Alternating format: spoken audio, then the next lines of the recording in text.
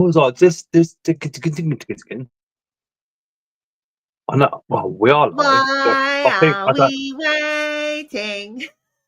I don't know if they can see it. I don't even know if I monetize this or not. So I don't even know if there's like adverts at start or what. I don't know. And on my laptop, nothing's happening. Bonjour. Hello. Well, Nick said Chris, about time, so we must be around. Chris, you can't do that to me. I read that and I was like, what's that say? This good. And the Lingats tell me. Too many A's. Disintegrate. Oh, now I get it. What time do we call this? It's got time. You should know by now, Nick. You should know. What time? I'll say 8 o'clock, but what I really mean is 8-ish, maybe 1/4 past, maybe 20 past, maybe 1/2 past-ish. If you do want to come up and join us, by the way, the pinned comment, there is a link on there so you can come up and join us on screen. There's also a link up there to come over and join the WhatsApp group, only if you're over 18, though. We don't swear or have kind of adult conversations, or try not to, before 9 p.m. At 9 p.m. we do swear, we do have adult conversation. So come about a couple of minutes to 9. If you've got any kids watching, kind of remove them, because we will swear. Probably a lot, depending on what subjects go off. Let me say, we will ID check you when you come into WhatsApp. have your passports ready, national insurance number, bank details, sort codes, and we're away. Hey Ray, hey Moon, hey Max, hey Gould, hey Desire, hey Bournemouth, hey Emma, hey Jono, hey Nick. Let me go down. Hey Chris, hey Cringe, hey Richard, we're at the space. Hey Bart, just one more. You didn't know Bart. What would you, if you knew Bart, right? You didn't know he sold spiders, and you saw just one more. What would you think it referred to? I will answer after 9 p.m. I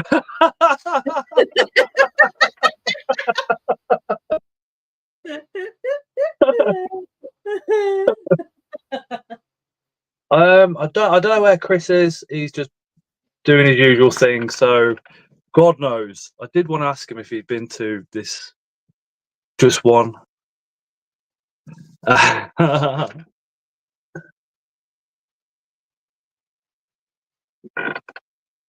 Peeping, just one more peeping, Tom Scott. Come on, Cringe, get on it. Get on it. You're gonna need something better than that. If I keep looking over there, it's because the laptop's over there, and StreamYard here, the comments are slightly delayed, so I'll get to them quicker by looking over that way. Ling will give you eye contact all night.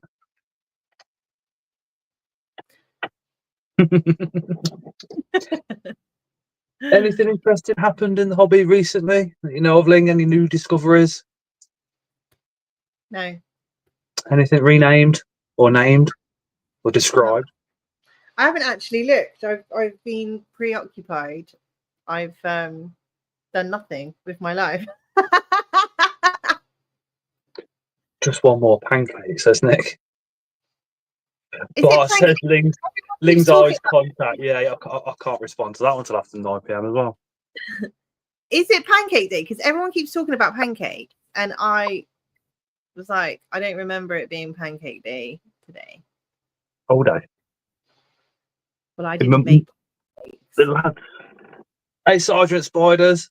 The lads got up this morning. They were telling me it was Pancake Day, so get them ready for school with Tara and that. Packed them off. I go to work, and I was thinking, wait a minute, it's Pancake Day. Need some pancake mix. Did you get any? No. Hey, John. What do you mean you need pancake mix? Flour, eggs, and milk. No, you get the bottle. You just pour milk in it, shake it, and then it's pancake.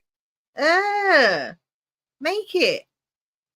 Oh, John says species Panama is now Macana.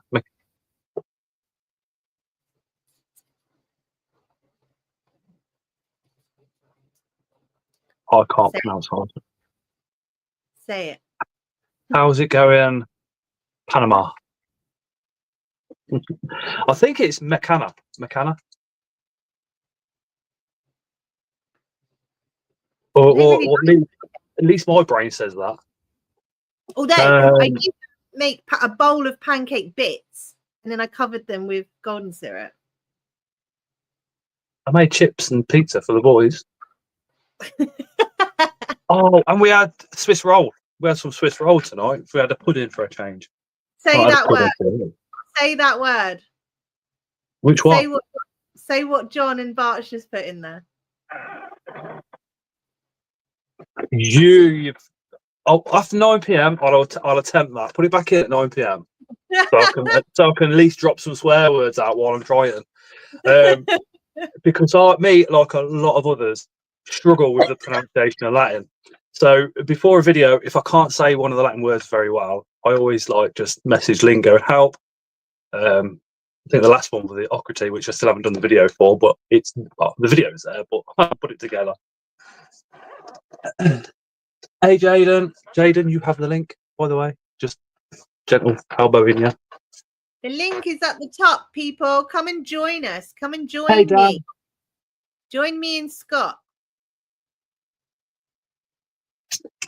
Right. Let me go back up. No, let me go back down. Where are we? It's like it echoes. The Asticus. Go on then, Link. You're amateur taxonomist. I know what you're going to say to it, but you are. I'm an amateur taxonomist. Because you are. I'm not. Craig's been a channel member for 27 months. This feels like a lifetime. Just knowing me for that long should feel like a lifetime cringe.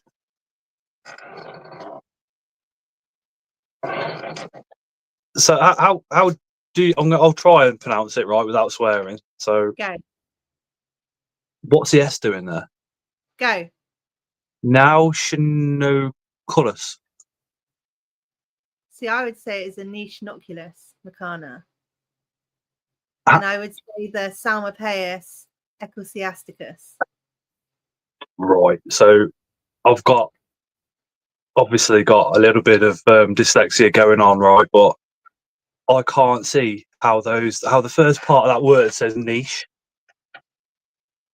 Niche. Niche. Niche noculus macana. But there's another one in the chat as well from John saying Salmopaeus ecclesiasticus. Do you think Eccles cakes? See, Salmopaeus I can say because Psalms, Bible Psalms. So I get that. Salmopaeus. Salmopaeus. Salmopaeus ecclesiasticus. See, to me that's ecclesiasticus. There's an S. I said it. Ecclesiasticus. You think Eccles cakes? Eccles. Eccles. Eatius. Yes. There's an S.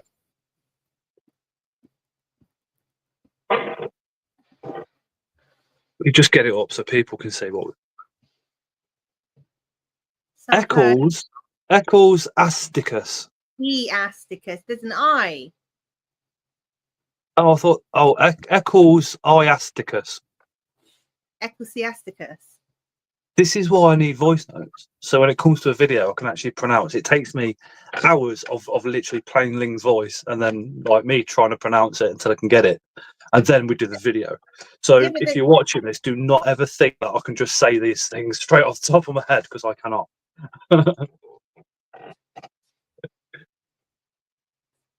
But then, some people might say microwave, and I would say microwave. Hey, Mike. Hey, Oracle. It's microwave. Microwave.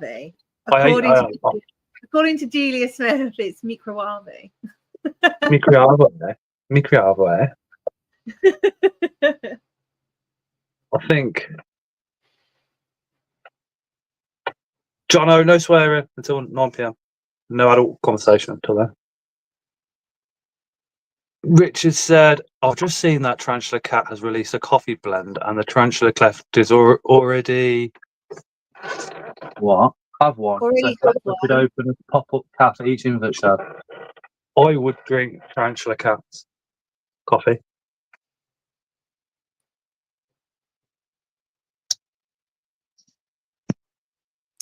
Yes, you do actually. If you said that now, Scott, yes. See what Nicholas said?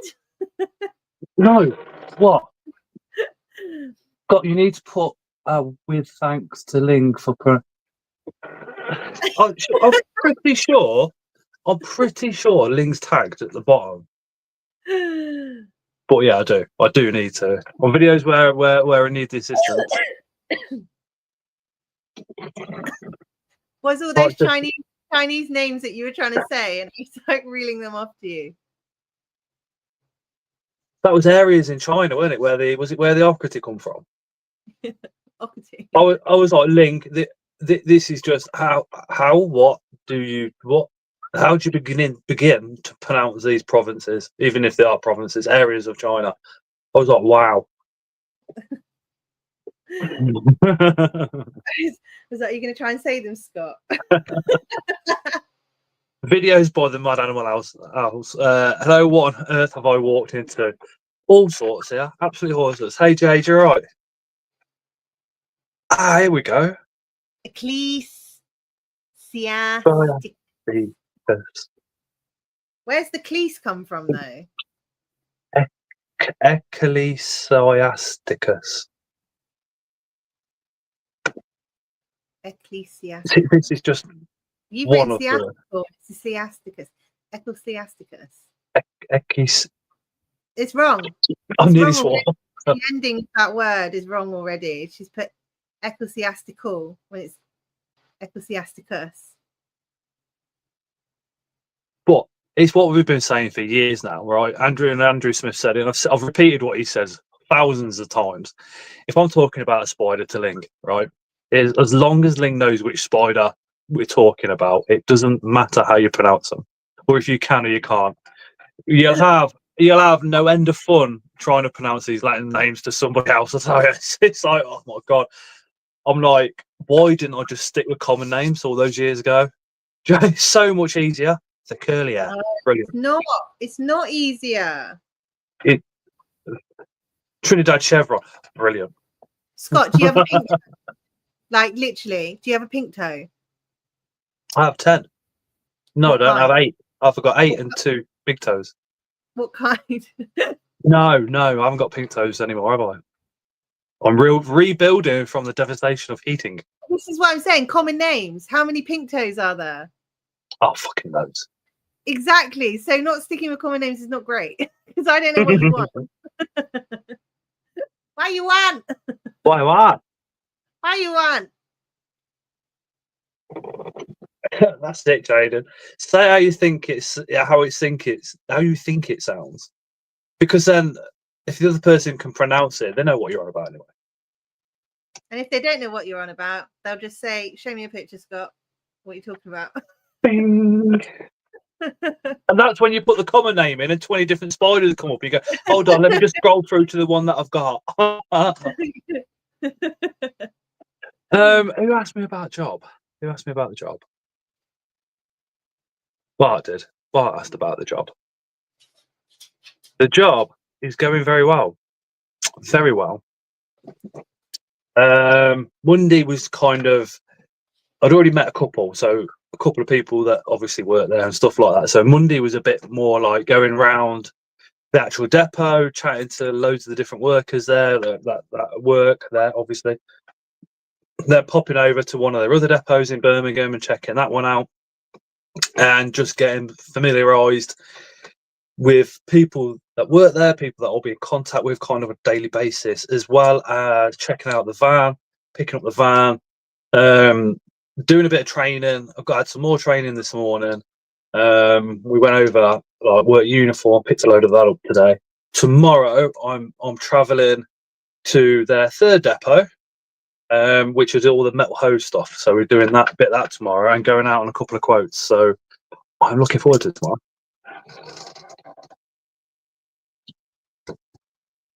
Videos by the Mad Animal House that me and Ashley are going. Pocket Exotics are going to the Wigan show. Hey Jeanette. Hey, Anton. Wigan show is pretty cool. We like the Wigan show. Barnsley's in 3 Oh, weeks. the Barnsley's another. Yeah, Barnsley's a good one. It's 3 weeks.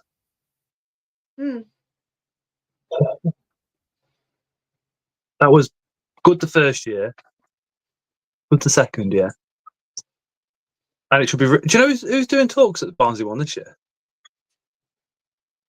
I don't know. I don't. Hey, Anton, I was asked, but I said no because I'm going to be too tired, considering I'm going to be driving for like 8-9 hours, and I just couldn't bear to even I only think. had a brief chat with Lee for about a week ago. I didn't even ask him, and then I spoke to Sam, and Sam's just literally said we're having a Cameroon delivery, and stuff from Cameroon is going up on the website pretty soon this week. So, Nice. so that was a delivery that Lee had last week then. Cameroon crab spider, I would have thought. Bartholomew, I am always excited to see you. Never been to one of the English shows, so it will be good to meet people in person. It's one of the closer ones to Scotland. Oh, Chris. Just make sure you don't end up in the Milton Keynes. Oh, Chris, I forgot about that. Yeah, Ling. Quiet. How do you go to Milton Keynes instead of Barnsley? I wasn't going to Barnsley. I was going to Milton Keynes, and I ended up in Birmingham. But you said Milton Keynes. I was going to Milton Keynes, and I ended up in Birmingham. Oh. I was on the phone, and I wasn't looking, and I just kept going straight. And then I saw the Birmingham NEC, and I was like, "Where's the sign?" So this Milton Keynes. And if you're coming up this way, Milton Keynes would be here, and then Birmingham would be up here. So at some point you've gone, oh yeah. I was on the phone and I was like, why does it say Birmingham NEC? Where's the Milton Keynes sign? I haven't seen a single one. And Chris was like, you fucking dumbass. 63 miles away. And I was like, oh, I'll turn around. That's both of us before 9 p.m. Oh, sorry. Why are you doing another talk? I want to know when mine and Chris's fun day out is going to be. What talk about, Chris? Yeah, we're gonna go to work. We're gonna go to work. What? As in his work, or? Yeah, I'm gonna be his apprentice. I'm gonna learn the trade for a day and see what it's like. What do you do, Chris? He's an exterminator. Please say pole dancer or something like that. No, he's an exterminator. He's gonna be like literally the best day ever with me, like exterminate. I wonder if he dresses up like Ghostbusters, but then just sprays out like massive canisters of crap at God knows what's crawling around people's businesses. Pest controller. Yeah, pest controller. You get to fly the predatory birds around like factories and stuff to keep pigeons away. I'm pretty sure he said that a squirrel jumped at his face in an attic. I'd be rubbish. Jumpy stuff like that, I would be rubbish, because you know these videos where it starts off and it gets your attention by saying something like creepy, scary thing in the corner, and you watch it, and then suddenly somebody throws a baseball, a little kid hits it with a baseball bat, and it comes flying at you on the screen. I about dropped my phone. I really want to do it because I think he'll have a van full of animals that's now my pets. Chris, it's a squirrel. Let that one go. Put your air rifle back in the van. Don't kill it. What do we know about Seaverty? Hey, Jason. Just some 90s kid wants you to tell them what you know about Seaverty, Scott. It's a pink toe. Yeah, Richard. It's a pink toe. What I remember, an absolute pain in the backside to try and get to drop a sack. Really? Mm-hmm. Up the temperature, drenched it, everything. Chris had a sack, so I messaged Chris and he went, up temperature, put temperature up. So I did. And he was like, with it. So I did. Nope, nothing. I kept mine at 22, 23 degrees. She dropped the perfect sack. No duds, nothing. Oh, I think, Jonah, there's a lot of talk when it comes to tiny AVICs and cross ventilation and what have you. I always say AVICs, just go for a grown-on sling. You stand far better chance, especially with with somebody that's new to the hobby. You're going to be better off with something a little bit bigger. Well, you should have. You got loads of stuff to start researching now, though, haven't you, Donna?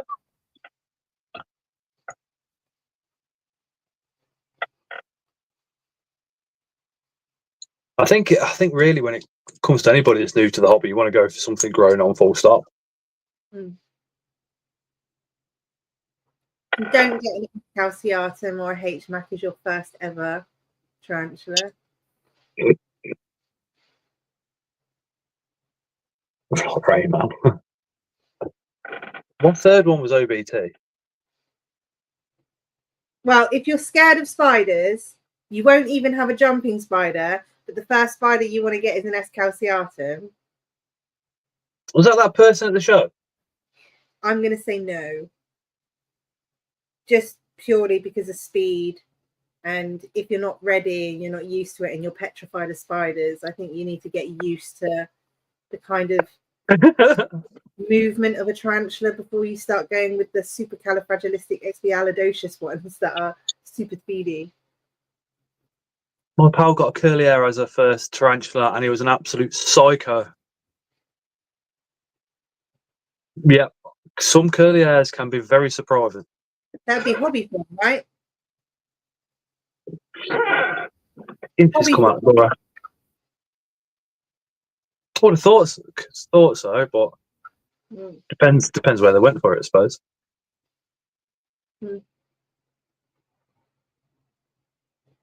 Hobby forms tend to be out a lot, I find, behavior-wise. The trees go under. Why is it that in the hobby, everybody says no crossbreeding, no crossbreeding, no crossbreeding, which obviously no crossbreeding, but we have hobby form curly hair, and we still pair hobby form and vegans. I'm just like, how come that one gets missed? People also, if they haven't ID'd it, they also can get H. longipes mixed with H. gigas and pair those together, and then you get these hideous things. Yeah. And another one of my things is for the majority of people that just use Latin names. As soon as it comes around to GBB or an LP, it's an LP. Yeah, it's GBB.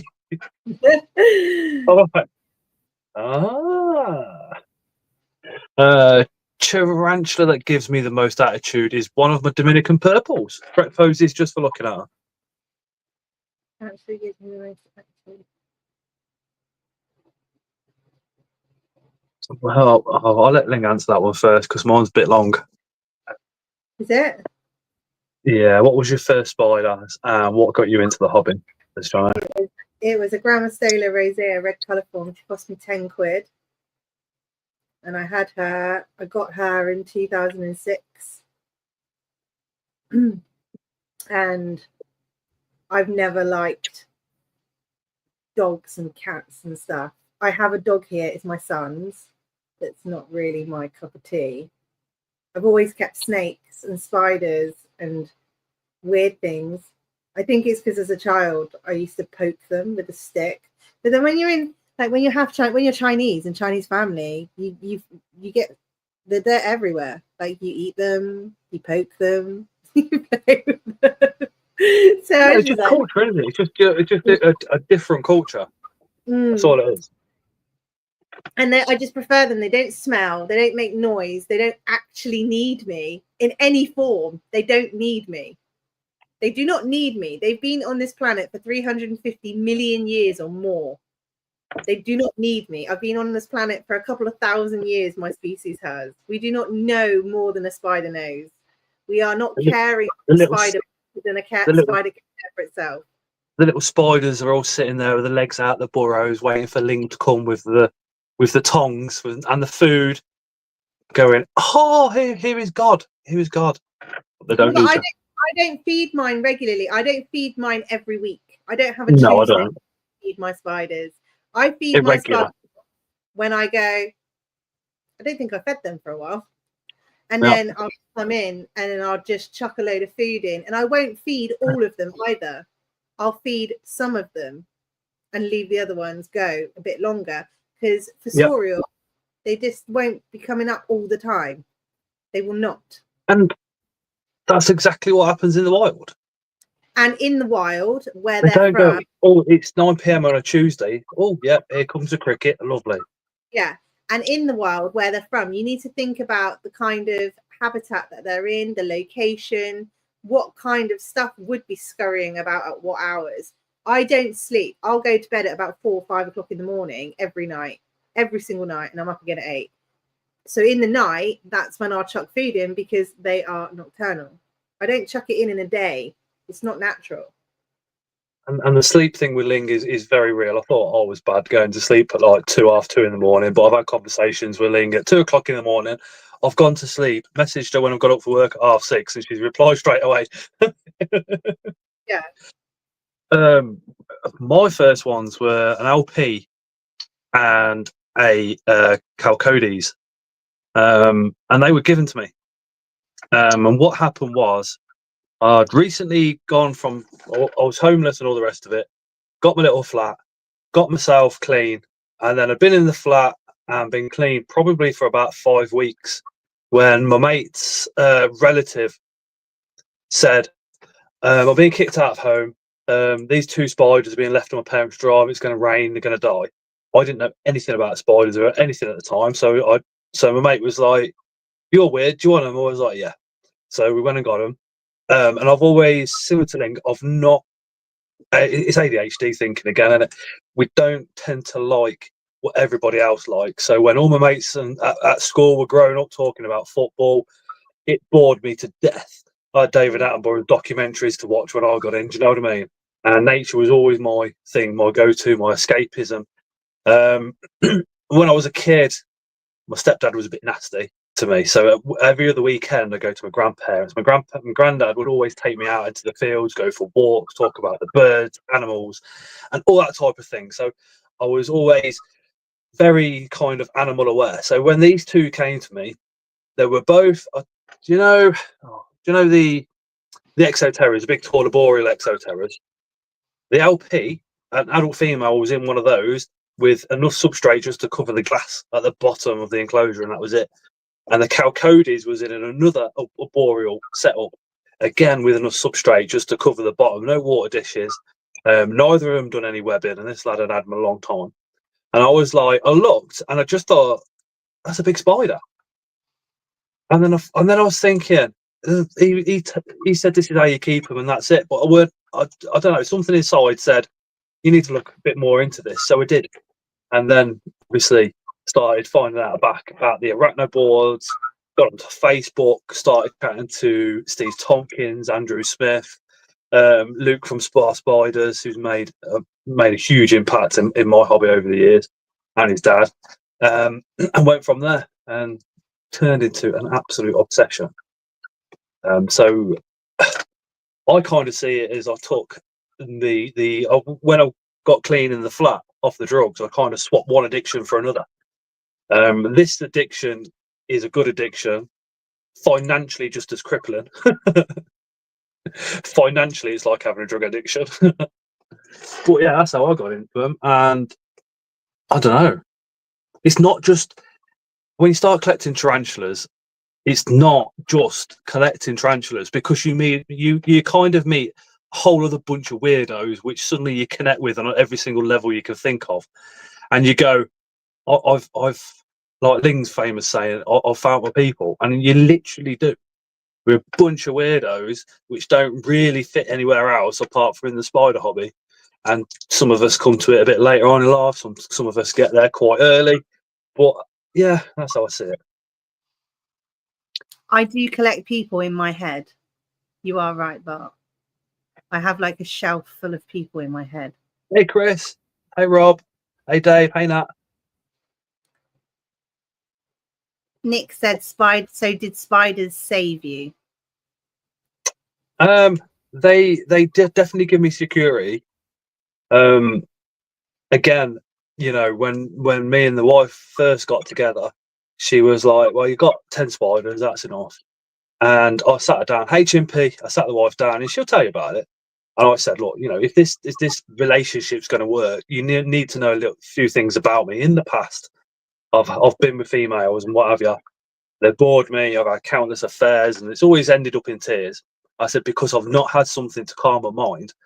I said, these tarantulas, I said, I don't know what it's doing, but when I'm with them, I'm not thinking about past activities like I just spoke about.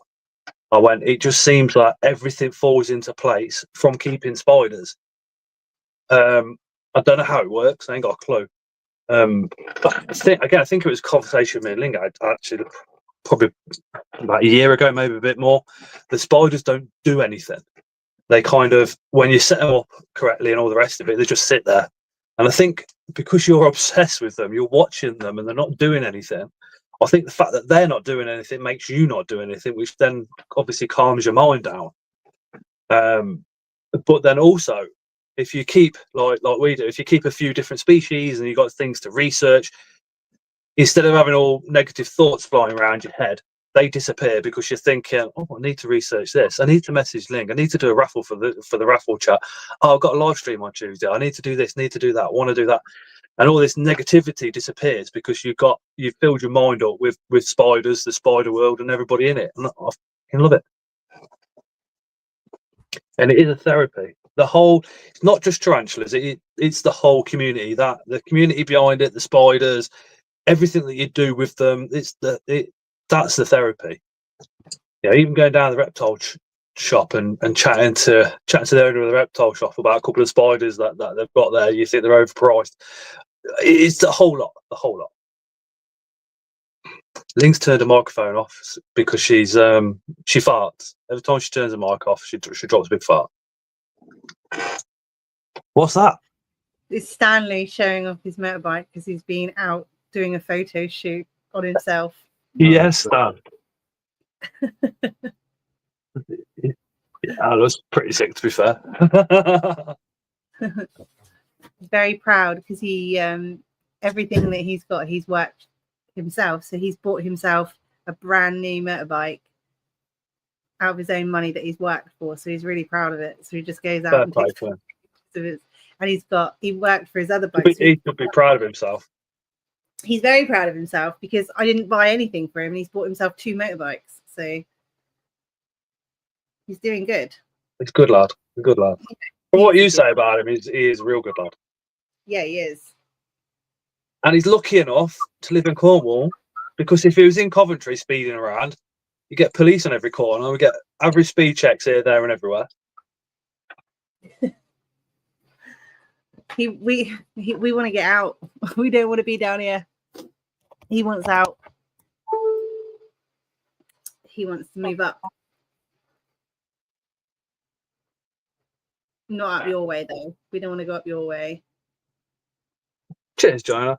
No, I wouldn't. I mean, although I live in Coventry, I'm proud of Coventry and that, I wouldn't suggest anybody came here to live.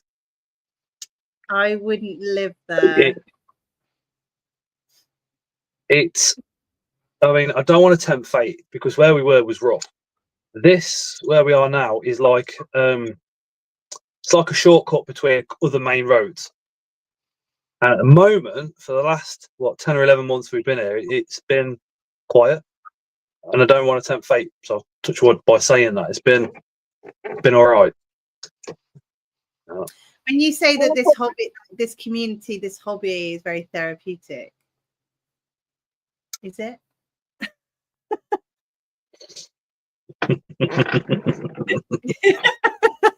If you can, there's a lot of there's.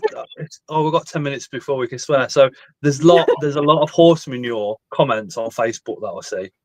There's a lot of little snidey comments, like when a YouTuber drops something as a comment, and you see a little snidey comment about YouTubers underneath it, or some crap like that.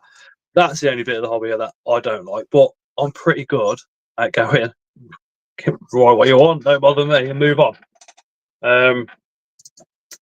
But apart from that, yeah. I mean, I don't personally. I've only done one video, so I don't personally do videos or anything. The only reason being is that I'm a complete technophobe. I mean, today I tried to look for a childminder, and I ended up making an account calling myself a childminder. So, and now people are viewing my profile, asking me when I can have their kids, and I'm like, no, I need you to have mine. I can't cope with that thing. John says some people are just out to cause drama. Well, John, me and Linga like yourself. You know, drama for especially Gen X, it's like if you want drama, you're going to get a bit more than that. So we just try and leave it alone, don't you? I feel like exactly, Chimpy. Hey, Kirsty. People that come into the hobby who may or may not have kept the tarantula for like 2 or 3 years and decide to do a presence socially online, but despite them like keeping the tarantula, it doesn't necessarily mean that they know everything about that particular species or genus. But they I don't want to talk my brain. I don't want to say anything more. I think when you first get into the hobby, it is very easy to get carried away.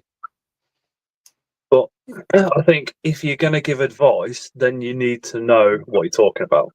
Yes. Yeah. And if you're going to go on YouTube, and another thing that YouTube does is it makes sure that every spider that you keep, you are keeping it absolutely perfect. Yes, Dale, you're right, Dale. Ling, just become childminder. Treat the kids like tarantulas. They don't need you. Just chuck them. Chucking food at them now and again. Quizzing. Hey, Spartan. I know this is off topic, but Scott, could you please tell Chester get to bed? Ask me after 9 p.m. and I can swear at him. I mean, it's not necessarily just YouTubers. There's various different social platforms. But I just feel like if you are going to share information, please triple check your information and not just against Google. Like go to a library, you know, find a circle of people that are reputable experts, clarify that information before you decide to share it.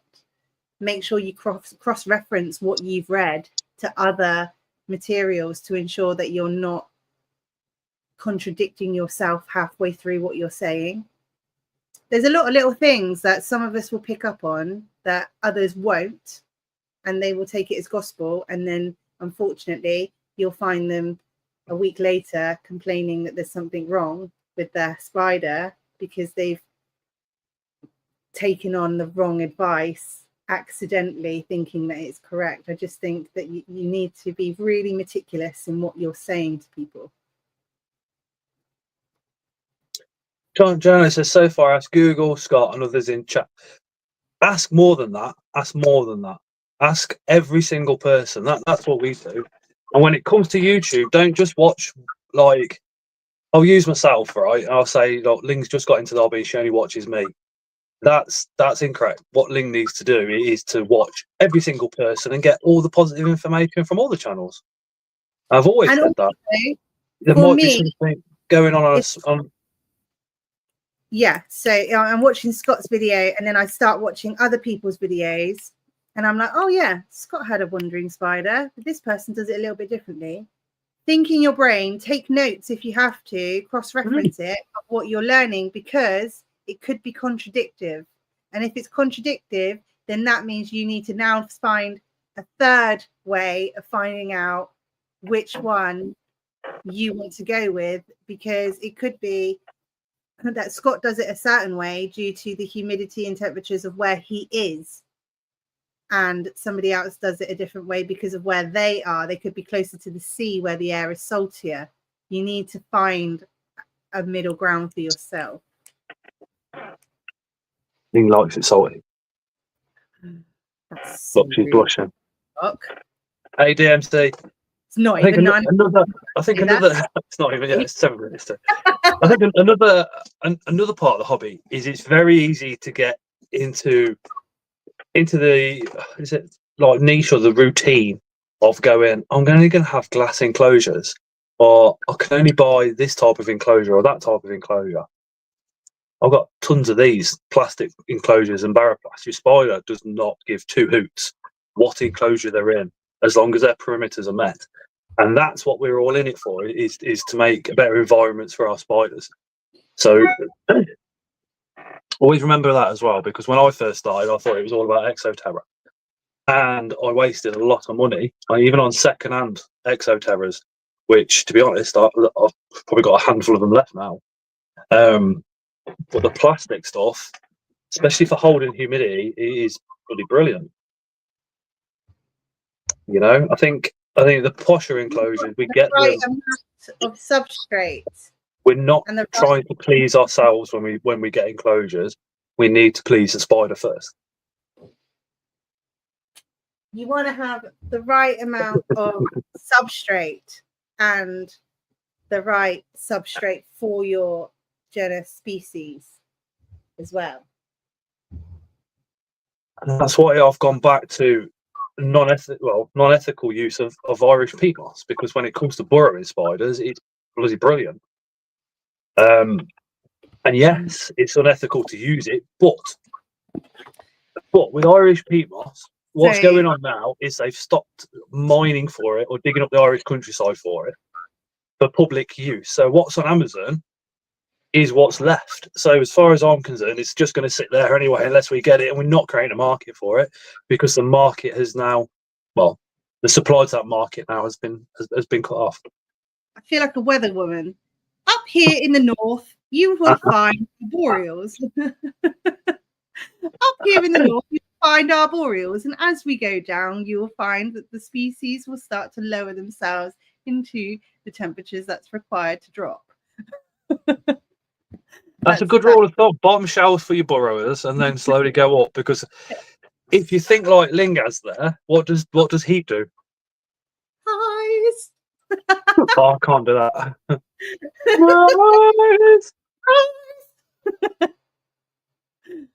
Yeah, so it goes up in stages. So the more tropical they are, the higher they go. So I've got Asian, like fossorial, where it's a little bit more humid but cooler, and then we're going up, up, up, up. But this is just my display when people come in for a cup of tea and they want to have a chin wag with me and say hello to me. They get a nice display. The rest of them are in different rooms upstairs.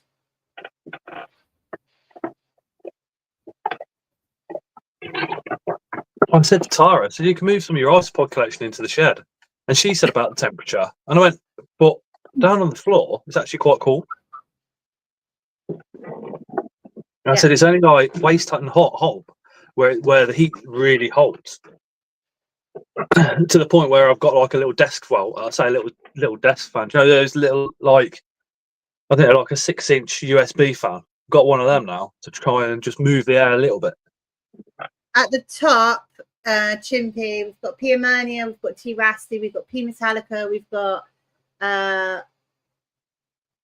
Ornithoct, no species, Fanco Red 2 times 2, we've got a P Miranda, and we have a dead deer. Because why not have a dead deer in a jar? I love a dead deer in a jar. Bart says, Chris, did you get these kinds of food containers from Tesco with a plastic spoon in them with the clip on the lid? They're amazing for burrow.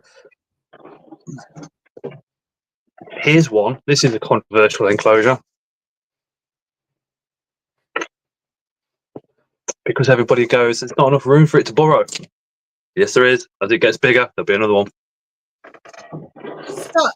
What do you think about Flamingochilus arboricola?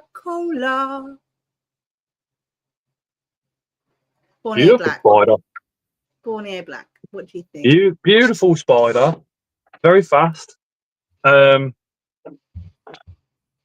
Borneo black, so you think you're going to have a big black tarantula, but if you put a light on it, there's actually tinges of blue, very small tinges of blue.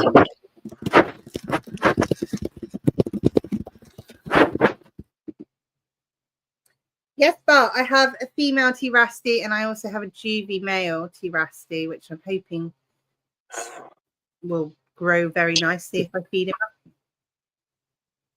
up. We have got 2 minutes before 9 p.m. And at 9 p.m. we do swear. We do have adult conversation. So Chester, get yourself to bed. And if any other kids are watching, please unwatch. And if you've got any kids kind of in the same room as you, just turn off because, like I said, we do swear. We're adults, so we do have adult conversation as well as. I'm sorry. I'm sorry. Nick, the comments. What? Just not yet, right? 9 p.m. 9 p.m. We can address this comment. It's 9. No, it's not 9 p.m. I think every lad in the conversation has now gone Ling and underwear. Is it 9 p.m. yet? Is it 9 p.m. yet? Is it 9 p.m. yet? I bet Bart's thinking, come on, I've never wanted a minute to go so quick. Oh, you've got a mature male. Do you want to make babies with me? I used to get really good food containers from the range, have 3 different sizes of them. Can easily cut the lid, had mesh for mantis.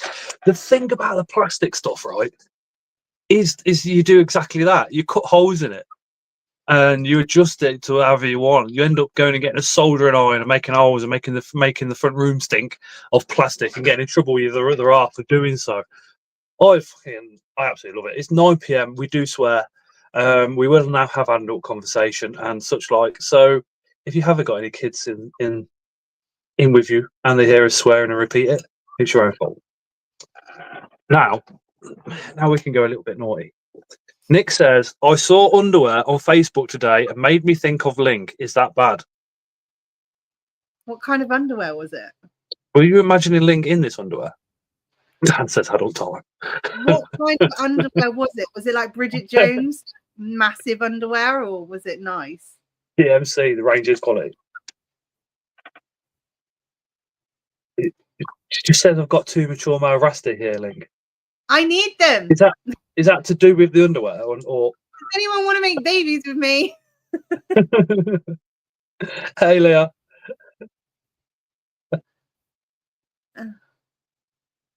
She's not answering that comment. She's put that comment in and she's just hanging on a cliffhanger.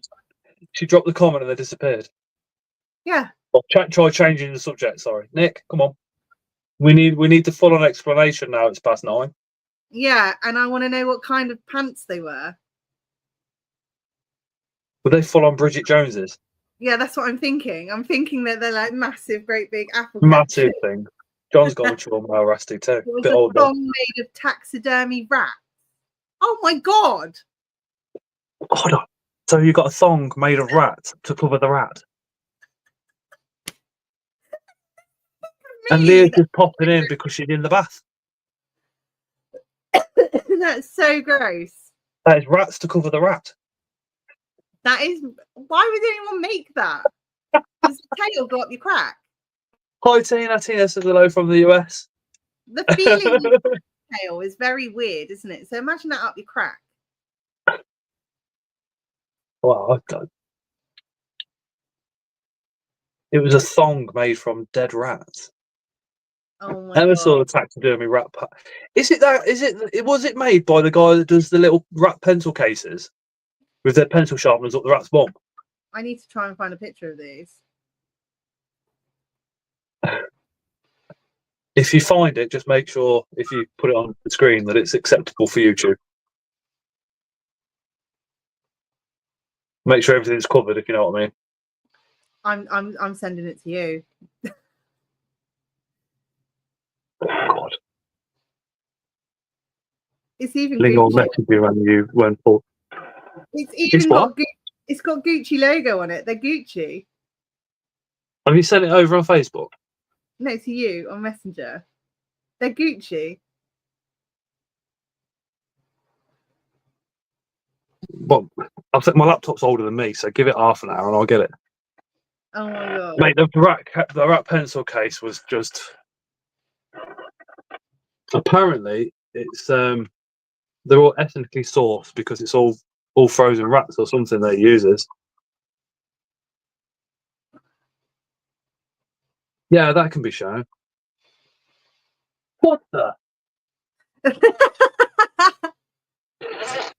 Before you show this, if you're sensitive to dead animals or skinned animals or anything like that, please turn off for a couple of minutes. Oh God, yeah, Leah Scott. Remember when Thomas put a squeaker in a dead rat? Young Thomas, right, stuffed a rat, and then put one of those little squeaky toys inside the rat. So when you squished it, it went. Well, he's not young anymore. He's coming up to 20 now. With a girlfriend. Mm. So yeah, just if you're sensitive to things like dead animals and stuff like that, turn away now, and we'll tell you when you can turn back around again.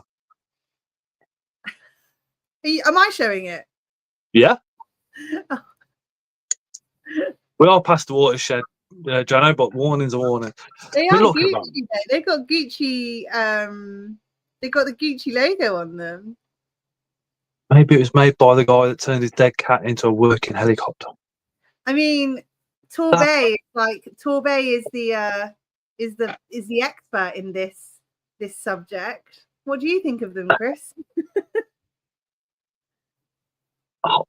I can't say that underwear on the wife would make me think get here quicker. I think I'd be thinking, what's come off the back of the rats onto her? Why did you think of me, Nicola? Like dead cat. I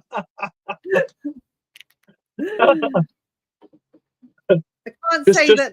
Just look at it, or think of it this way: Nick saw some sexy underwear and thought a link. That just take it as a positive. I mean, if I had the money, I would buy Gucci pants, but they wouldn't have a rat head on both ends with a bit of ribbon. Oh, I was thinking about this, right? I was like, because I took Layla into Birmingham on what was it, Saturday with a mate, because she's obviously obsessed with Asian culture at the moment. But we also went to the Bull Ring where they've got Louis Vuitton, other labels I've got no idea about. And she went, "Oh, Dad, look at this jacket." And this jacket was like a bomber jacket that finished literally at nipple level. So you got nothing from there down and the arms.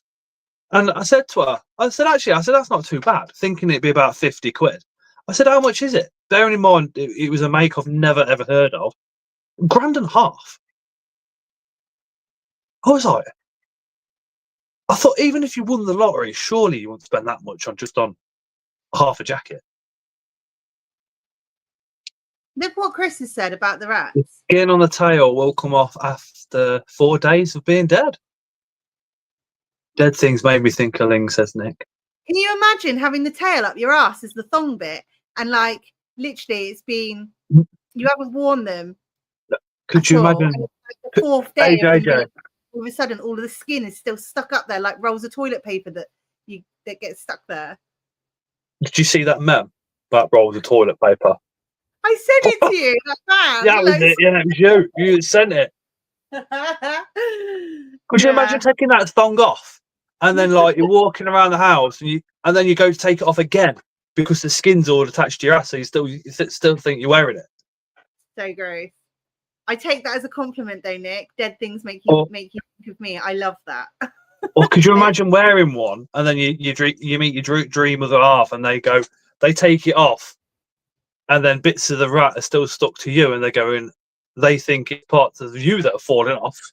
Imagine dating someone for like a little while and it's your first time going back with them and they have those on. I don't know. I think us lot would probably be like, yeah, I get it. I don't think myself, you, or anybody in chat would be bothered. I think we'd be like, I'd be like, I'm sorry, but I'm I'm sorry, but this is the first time you've come back with me and you're wearing those. Can I spray you with bleach just before we start? Is that all right? Imagine it's not treated, said Leah, properly, and you get flies on your coochie. Please. Please. No, it's not for me. I like dead things, but I wouldn't wear them. Oh, I do wear them. I wouldn't wear them around my bits. I don't know. Caveman did. I have like rabbit coats. Wait a minute. Oh, wait a minute. What's the difference between a rat thong and a leather thong? Now, just bear with. Just imagine for a second that the rats have been treated properly. Nothing's going to fall off them. They're not going to, cause you any distress or anything. And it's just that's it. For starters, my What? front bum, Why will would it? not be getting caught on the rat's teeth, will it? You sit down and your over. It's just going to get hooked on those rat teeth, aren't they? That rat teeth. I don't. Oh my god! Why does my mind take me to these places? Those rat teeth, right?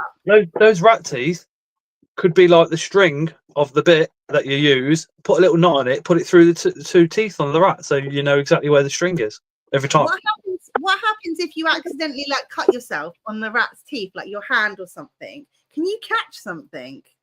Well, you need to go get a tetanus shot. Rat attack. Double rat attack. Ratus. Get your rat out. Literally, get your rat out.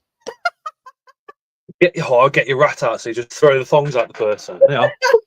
Imagine that happening though. You telling someone to get their rat out and they literally do.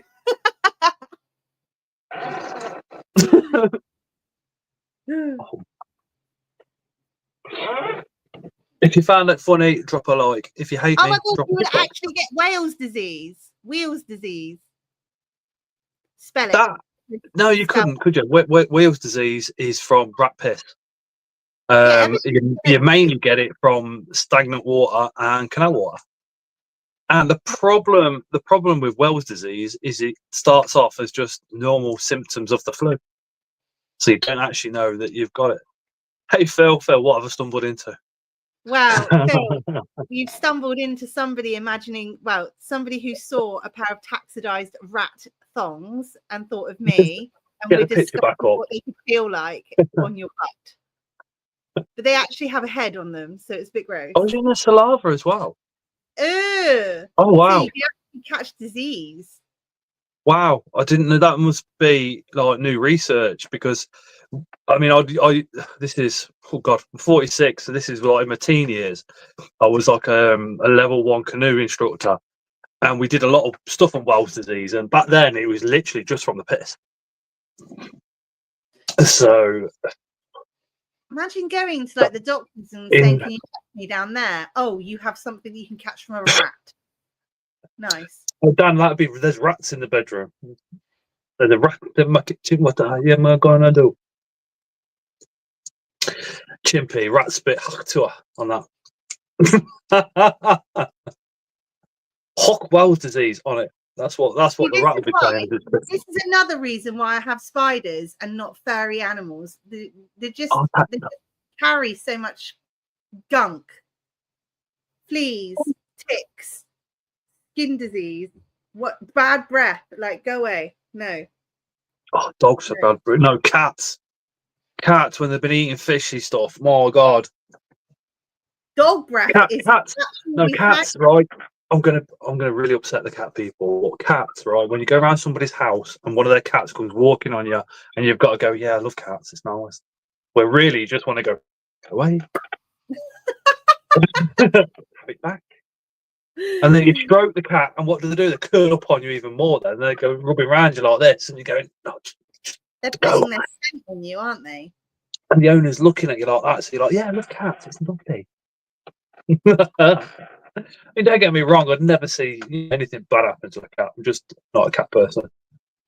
I don't feed my cats fish. It says videos by the Mad Animal Health. Good. Hey, ZX. No, you're right. Cats are filthy, really, says DMC. I'm not going to answer that one because I'll get in a lot of trouble. Cats Cats and dog breath just stinks. They just stink. They lick their I own. don't know. I live in Coventry, so some of the breath that wanders around here is far worse than any dog or cat. If Far it licks its own arse, I don't want it.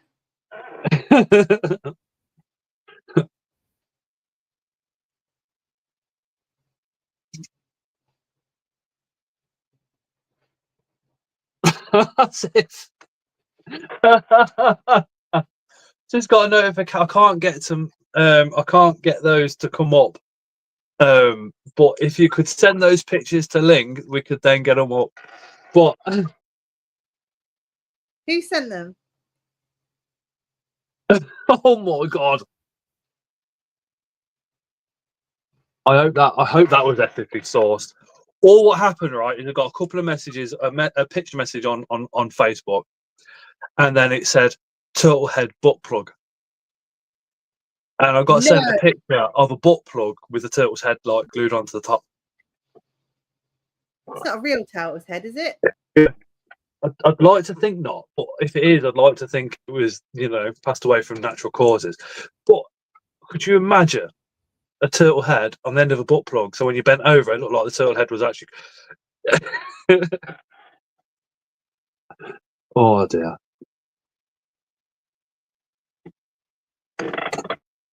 Wait, I need to go to my secret account. Secret account? Yeah.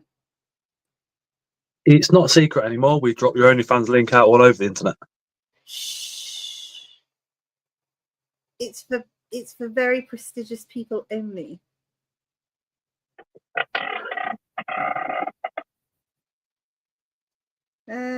Last time I checked, 56 people have used your discount code on there. Rude.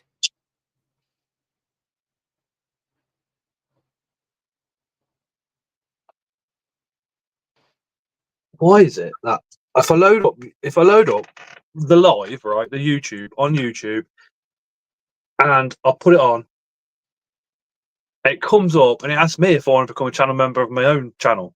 That'd be a bit weird, wouldn't it?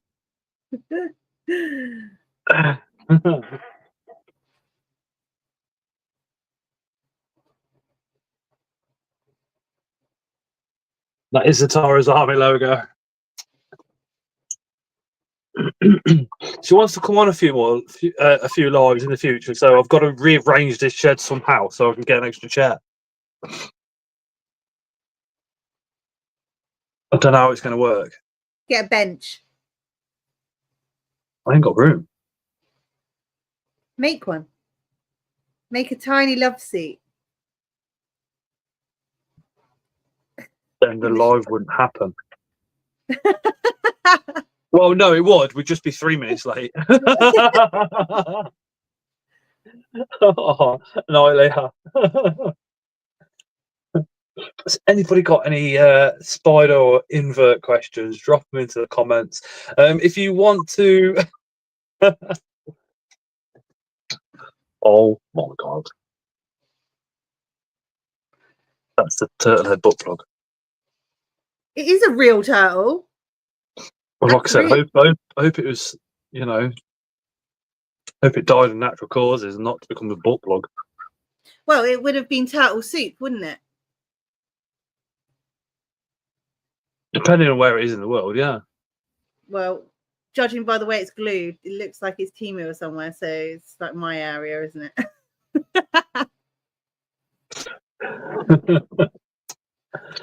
If you want to join us on screen, if you go to the pinned comment, so the very top comment in the chat section, click on that. There's a link there that will bring you to StreamYard. You get to check out your camera and have a look at yourself, like we are here, before actually coming to the point where I know you're backstage, and then I'll click you come on. There's also a link there for the WhatsApp chat. Now, the WhatsApp chat is over 18s only, purely because it's full of adults like myself, Ling, and half of you in chat. So it's got to be over 18s in there, hasn't it? But if you want to pop up on screen, you don't have to have your camera on if you don't want to. You can just simply have a chat. But yeah, I think if I was a turtle, I'd rather be soup than a butt plug. I don't know. And I think I'd rather be soup. Rather be floating around in somebody's warm soup than, yeah, the other suggestion. Who's going to Barnsley? Who's going to the Barnsley show? We did mention it briefly earlier. DMC. I've seen one episode of Skeet Hansen and a guy from Inflatable. The guy and an inflatable butt plug there, and it explains when you pump it, the cops were in stitches. What? In one episode, Skeet. Oh, now I get you. Dave and Nat going. I'd rather be eaten it, have it over and done with, rather than repeatedly shoved up someone's ass. But even if you're going to get eaten, you're going to come out of somebody's ass. So both ways, both things, I suppose. Yeah. Phil says he's going to be at Barnsley with 2 tables. Phil's got nice. Phil's table is always worth a little nose round, especially if you're into more than just tarantulas. If you're into inverts as a full, it's always a good idea to have a little look on there. Because a lot of his stuff tends to be a little bit cheaper than everywhere else as well as. And he's got a bit of film merch. I've got a bit of film merch, yeah. I'm looking forward to Barnsley because it's such a nice big space. Hey, Sally. Oh, yeah. It's not so cramped like most places. Chris, Barnsley's not too far for you if Lynn can get there.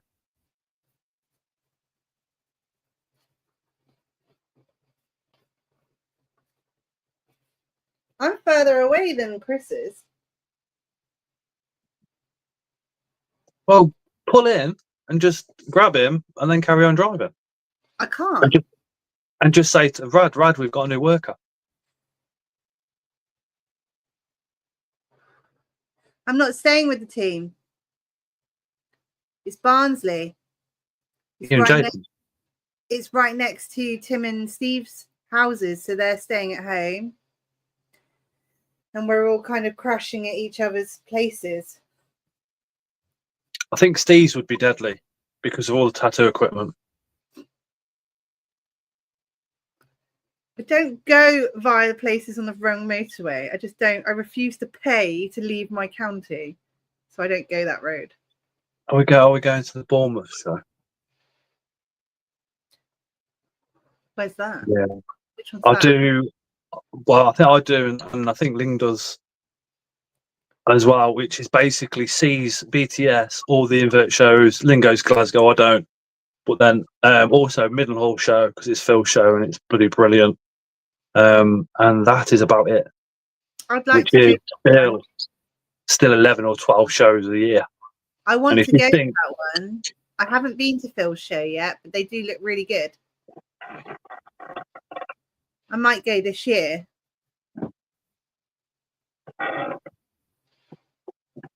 Looks like a good one.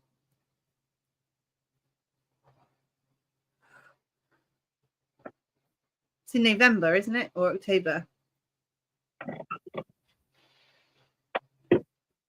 I could cry. I could literally cry. Nobody does tattoos at any invert shows, no. Do you know when the heating failed for 3 days? It was like -3, -4 in here, and it killed everything. I just looked over and I thought that's not moving. Adult female heart bacteria pulchripes is moving around the enclosure. Huh. I could scream for joy. So fucking happy right now. It's unreal. So fucking happy. Is that the same one? Same one. Yeah, I've not bought another one. But apart from the growing on that you've seen a picture of yesterday, I am so happy. Okay. Got big name coming this year, but can't reveal yet. Ooh. Surely though, Phil, you'd want to reveal it now so people start going, ooh, ooh, ooh. Is it in November or is it October? Phil, 1st of November. Phil, feel free to put links to the Middlehall Facebook group into chat so people can come over to that one. Now, the Middlehall show is a little bit smaller than what the invert shows are, but what it lacks in size, it makes up for in community. It is one of those ones where you can get to tables. Luke from Spa Spiders, you can get to the whole of his table with no issues at all. It's pretty brilliant. And you can chat with everybody because everybody's got more time than they have anywhere else. And it's a real good community spirit there. It's bloody awesome. I enjoyed it last year and the year before. I can't wait for this one. Is it October or November though? November the 1st. The 1st? 1st of November. Phil, can you confirm the date of your show, please? Confirmed Attenborough is attending. I want to know, how is Attenborough still like so healthy? It's unreal. Still wandering about completely fine at his age. It's amazing, amazing stuff.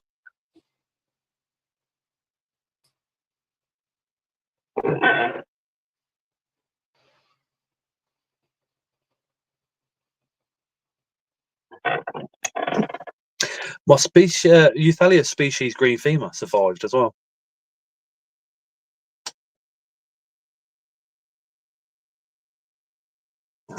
They've got a Cairo chamber for it. 1st of November, Phil says Saturday, which is a great day. Saturdays, to have a show on a Saturday, what that means is you get to unbox things and rehouse things all day Sunday before returning to work on the Monday.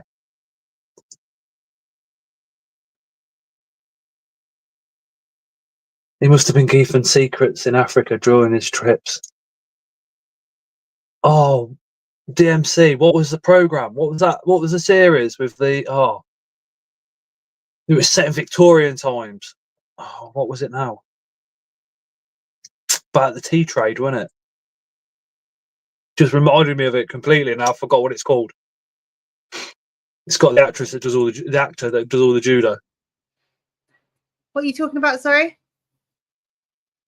It says he must have gone to Africa and learned some secrets, and that reminded me of a Victorian-based series where the actor that he does a lot of judo, he's in it, and it's a little bit to do with the tea trade, but he comes back from Africa and he's learned some dark magic, and they try and buy certain things off him and they can't because he's kind of counteracted it all. The hell was this? Delaney was his surname. Delaney? Taboo. That was it. Oh, that's Tom Hardy. Tom Hardy. Yeah, he does all the judo, doesn't he? He's smashed it. He's so... Why can't Tom Hardy come to the invert shows? Could you imagine? I really wouldn't talk to him, but I'd be taking loads of pictures. Oh, I would. I'd be straight over to him. I'd be talking about his judo. Phil has just. I'm just going to quickly highlight that. Phil has just dropped the link to the Facebook group, the events. So please drop that one a follow. No, he's dropped it to the Middlehall invert show page as well as the Facebook group. So if you're on Facebook, follow those two links. Go give it a follow. That's all the details for the Middlehall show. Everybody's got so much more time at that show. It's unreal. So if you want to go and chat with Luke from Spa Spiders for ages, you want to go and chat to Phil or Leah. Who else goes? Custom Aquaria goes. But yeah, it's awesome. It's awesome. Chris goes with a load of 3D printed bits and bobs. Hopefully, he'll take new ideas. He'll take some slingy wingers with him as well. We've got new ideas. Phil's met Vic Reeves at Feed and Nick Barker at AS. I'm jealous of Nick Barker. Nick Baker. I always wanted to meet Nick Baker. Hey, the Baltimore Snake Man. I was watching a couple of your videos, dude. Good stuff.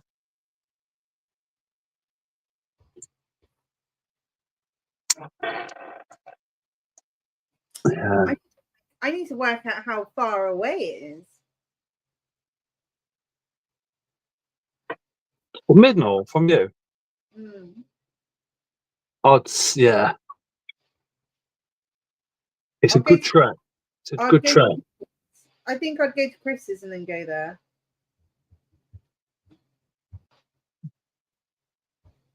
Baltimore Snake Man. I'm just going to put your link into chat because that is an awesome little channel. If anybody could give that link there a follow that I've just put into chat as well. He's pretty damn awesome. Such a cool guy to watch and listen to. It's just past London. Pretty much. That's all right. There's a link at the very top. There's a pinned comment if you want to join on screen as well. So it's open mic night. Sometimes people join, sometimes people don't. But there's a pinned comment which has got the link to the StreamYard, and again, you get to come on there. You can check yourself out first before actually coming backstage, and then I'll click the link, and then you'll come up on stage and join us. There's also a link there to the WhatsApp group. It is over 18s only. There is some chats in there over different subjects and stuff. We've got a general chat, drama free because I just don't stand for it, and there's an offensive chat which is very offensive. So only join that one if you're not offended by anything on the planet. Hi, Michael. Oh, Baltimore. It's 9:30 now, so probably another half hour to an hour. But if you've got Instagram or something, drop me a message. And 1 week you're not at work on a Tuesday about this time, we'll sort it out. Phil, did you get photographs and autographs? Kirsty, thank you for doing that. He's actually got a teamwork. Teamwork gets Chester to go to bed. Join the offensive if you want to. I can't tell you how offensive that chat gets. The offensive one. It gets extreme. It is extreme. It's not monitored by admin, and it's not the views of anybody in there in particular. It's just one of those. If you do have an issue with somebody though, you can go in there and have a go at them because it's the offensive chat. And if they're in there, fair play. You can complain at each other. I kind of browse. I do kind of browse the offensive. I want to know if Phil got Michael. And autographs when he met them. The team says it can get quite nasty. It depends. If if Ling and Chris are in there at the same time, definitely. I was in a couple of stuff that Chris has put in there. I've seen it before in another WhatsApp chat, but I had to leave it because I got addicted to going in that chat all the time. Browsing for content, Ling. I got banned. DMC says plus prepared to be up on. It does chill out sometimes. Especially like now, I don't really go in on there in the daytime and chat much unless somebody tags me. Is the one that you kept browsing in the one I got banned from? Yeah. Yeah. So there was a very, very like extreme offensive chat WhatsApp group, right? Nothing to do with spiders, just one of those ones where the shocking videos gets posted, the ones that make your stomach cringe, right? Well, unless your name's Scott, Chris, or Ling. I was going in there all the time and got quite like addicted to it all, so I left eventually. Ling got thrown out for posting offensive videos. The Gore group couldn't handle Ling's videos that she was dropping in there.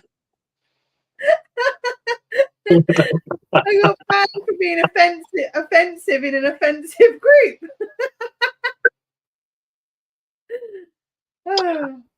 And some of the stuff in there was like, oh, that's a bit close to the bone. And then Ling just posts one thing. I'm not going to describe it because it's YouTube, but it was pretty gory. And yeah, she gets chucked out. Bear in mind, you know, the nasty videos that you've probably been shown by your mates, they're all in there. But she drops one and then that's it. During school, a lot of videos went round, scared us all for life looking back, 'cause it's just some 90s kid. I was around when, well, so was Ling, when the internet first came out, right? So the internet first came out and porn and stuff, right? For us, like Gen X people, when we were kids and going into teenage years, when we get the hormones, porn was basically a VHS VHS tape that your parents hid somewhere, and you were lucky if you could find the actual film. It was all grainy and horrible. Apart from that, there was magazines, right? So you kind of get a background. There wasn't the internet as it is now. You couldn't just click a button and there it all is. But then suddenly this dodgy website appeared called bangedup.com, which was full of it, absolutely full of it. So all the teenage kids were on there. When I say teenage kids, I'm talking like, you know, 18 to 20. So I was on there, mates were on there and all the rest of it, checking it all out. But then you go from one video where, you know, obviously what you want to see is there, to somebody getting killed with a tank on the next video. And then you go to the next one, which is something that you want to see. And then you go to another one where it was somebody being, you know, shot at or something. We got desensitized pretty quickly and confused. Because like you'd be watching like a porn clip and doing what you were doing, obviously, to click on the next clip and there's somebody getting run over by a tank, and then you'd be like, well, right, click the next link. I wasn't browsing for more content, Chris. I was monitoring the group chats. I'll never ever forget the first gore video I seen. Didn't sleep for 3 days. 3 world countries that are insane. I went to, at the age of 17, there was a few of us, I think 6 of us got together, and we went over to what's known as the Coventry Police Museum. And at the time, it was actually in the police station. You had to get taken down by a police officer. Everything wasn't what it is now. So you could get to everything, all the weapons and everything were like literally not in cases or anything. They were just pinned to a wall. And there was this one where somebody had jumped off one of the flats in Coventry like 20 years beforehand, and they got pictures of it all. And the pictures were like covered with a flap, and you could pick up the flaps like this. So there's four of the people that I was with lifted up the flaps, looked at this like person that jumped off this 10-story building or whatever it was, and literally just left. Me and my mate lifted the flat and tried to put it back together again, put the pieces back together.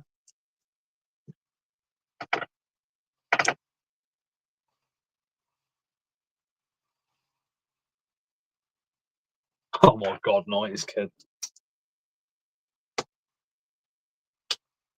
I'd love to. Have you ever seen these dumpster divers, they call it? You ever seen them, Link? The what, sorry? You ever seen the dumpster divers? Maybe. Do you know when they'll take like a little van? 90s kid, the 90s were different to what's happening there. They take like, you take a van round to basically skips out the back of businesses and go looking through it for like genuinely good stuff that they've just chucked out because it's out of season, or maybe the box is damaged or something like that. And some of them find some epic stuff. Imagine pulling up to the bin out the back of one of the sex shops from out the 90s. Ew. I did used to love a Blockbuster night, though. I used to love going to get a takeaway, going to the DVD rental shop or VHS rental shop, picking the latest film, going back, watching it. The only thing I didn't like doing is having to return the video next day. Oh, we were skinned as kids. So to go down the video shop, and rent a video for us was like once every couple of months or something. Yeah, it was a treat. A Blockbuster video didn't happen on a weekly basis until I was working full time and just started dating kind of the first long-term relationship. Jada, her name was. And that's what we did. We used to go and get a video out and go and watch it and stuff like that. I used to love video night because I just hated having to bring it back because the moment had passed of me being excited about getting a takeaway and watching a film. I bought a load of X movies on holiday years ago. When I brought them home, they wouldn't play in our DVD players. Heartbroken. Yeah, but that was back when, like, you had about 3 or 4 different formats for DVDs. So you had to have the DVD player that matched the DVD.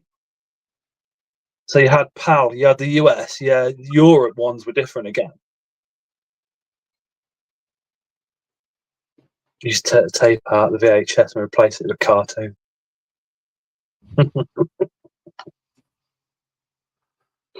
And I also miss like going out and knowing that a film was going to be on, so you would record it off the TV so you didn't miss it. Blu-ray was like the rich person's thing at one point. Jason says region 1 or 2 still the same now, dude. God. What Blu-ray was like the rich person's, but laser disc, you had to be super rich if you remember laser disc. Literally like a DVD but LP size. Yeah. But don't you miss that? Like just recording your program or recording the film that's come on before you go out, set your timer. Getting your tape out and taping the top 10 on the radio and then playing it in your bedroom. Pausing it every time they spoke. Or taping a load of songs off the radio and then giving it to that girl at school that you fancied. Yeah, but you'd be there for ages because Radio 1 talks so much. You'd be like there with the pause button and the play button ready to put down. So they got 1 minute of a 3-minute song played, and then straight away there'd be another minute of a 3-minute song played because the rest of the time they were talking over the top of it. Yeah. Didn't like recording films that were on shown on TV. You got all the adverts. Yeah, it was always BBC films because you wouldn't get an advert.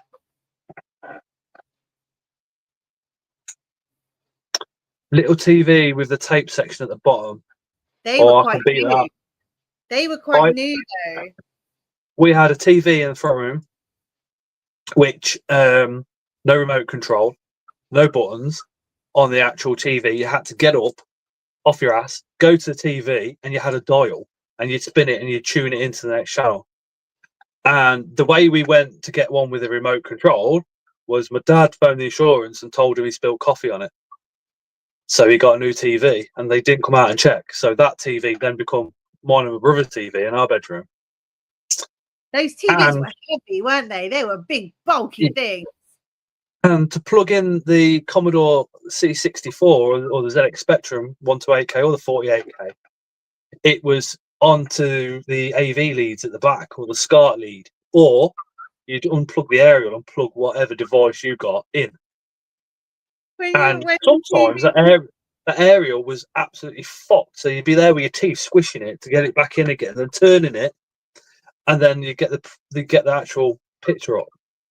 Yeah, but when like you'd be in the middle of the program and all of a sudden the aerial would go, and your mum and dad would send you to go and move the aerial around, and it would suddenly there, and you'd stand there. You'd go on holiday, right? And you'd be like, "Yeah, we're on holiday, wicked." And then some posh people come past, wearing like their Nike or their Adidas shell suits, thinking they were bad, and they pull out a video recorder. So like how we record videos now on a phone, these things were like this fucking big, and they'd be on the beach like that filming. And in the 90s, you could get the perverts could certainly get away with a lot more, but you could see the dad would always have it. And they'd be filming the kids and that, and the next minute they'd be pointing over here at the women half naked in bikinis, and the wife would clock, and they'd move back again. Remember all that? Kirsty said, controversial fellow vapor here, and all I see on forums threads are people against doing it in the same room as the inverts. I've done it with vapor. What are your guys' take on it? Did we have this conversation in the last live? We did. We have this conversation quite a lot. I've done it for 10 years without an issue.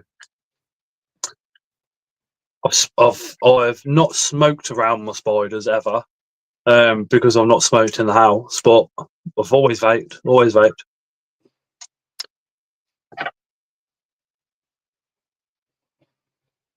You imagine what our spiders are exposed to in house, which is cleaning products, air freshener, all sorts of stuff. And people worry about vapes. Yeah.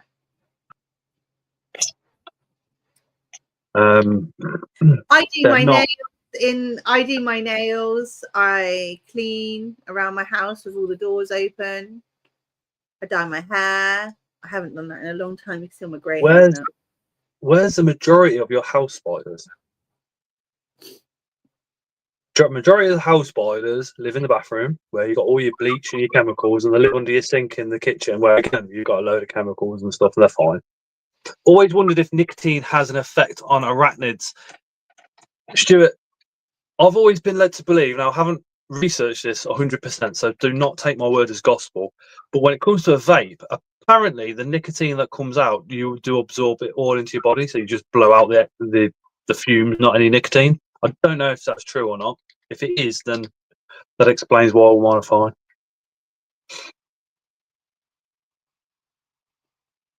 Well, of course, doing YouTube and all the rest of it, I have to tell you not to vape around your spiders and not to use chemicals around your spiders or anything like that. And what I do could be absolute coincidence that mine are all fine. But I've done, like I said, I've vaped around mine for a long, long time. I've had DKS twice, which I know that's another controversial subject, but I've had 2 spiders with the symptoms that resemble DKS twice. I was vaping around the spiders at the time. One was from, it's all been done and dealt with, so I don't really want to talk about the seller too much, but it was around when we had the nematodes, so that's what I think that was. The other one literally came to me and developed DKS within about 2 or 3 weeks. But I've never had any other issues.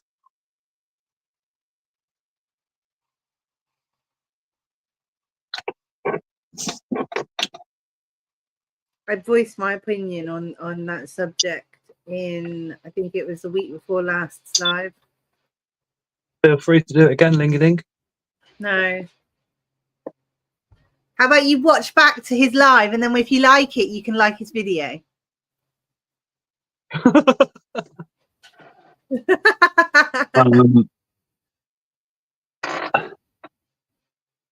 If somebody is at home now and you know a lot more on vape chemicals than what I do, please comment. Well, it's made of glycerol. It's glycerol and PG and VG, isn't it? Vegetable glycerol. So glycerol is what, inert? Huh? It's inert, so it's not going to do any damage to spiders unless you drown it in it. It's just vegetable glycerol. So the only thing that you got to worry about then is the whatever flavorings they use. And again, if you're not using knockoff stuff, you should be all right. And the nicotine. Flavoring, you can use flavoring in food products. This is what it is. It's food grade. Jason says breathing in chemicals isn't a good thing, is it? Well, no, but as soon as you wake up and whilst you're sleeping, you're breathing in chemicals because no house is leak proof. I would like to see or like to test the air quality outside my house, especially being on a main road, and how that affects the air quality inside the house compared to somebody like Jason that lives in the middle of nowhere. I live in the middle of nowhere. And yourself. Like, I'm more in the middle of nowhere than Jason. DMC, when I was doing all that stuff, I was always outside. You could have 3. You could do like statistics on 3 different locations. I think. Do you reckon Volkner would know? Probably not. I wonder if he knows anybody that's looked into. He will know. That's what we need, is a taxonomist that's actually looked into the household chemicals and tarantulas and possibly, hopefully, vaping as well, to give a definitive answer. Maybe that could be a new topic for one of the BTS lectures at some point. Well, if only we knew somebody on the committee of the BTS. If only we knew somebody. Yeah. I've been told the same thing about nicotine being absorbed by us too. Every time I see the subject, I think about the fog machines used on films and around tarantulas. The thing is, Kirsty, you're going to see on every subject possible, don't eat meat. It's bad for you. Don't Videos do by teeth is not made for that. oranges Don't do cause cancer. Yeah. Don't do something about something else. Don't touch this paint. Don't use that pencil. Don't use red stripe for your fuel because that's naughty. Like just don't do this, don't do that. Everyone is going to have their own opinion constantly. You just need, if you're really interested, then you need to conduct your own research and dig really deep into it. A lot of people will take for gospel the first information they see, and now we've got a lot of AI going around. Everyone kind of sees the first answer and goes, yep, that's exactly what it is. AI is getting worse. Yeah.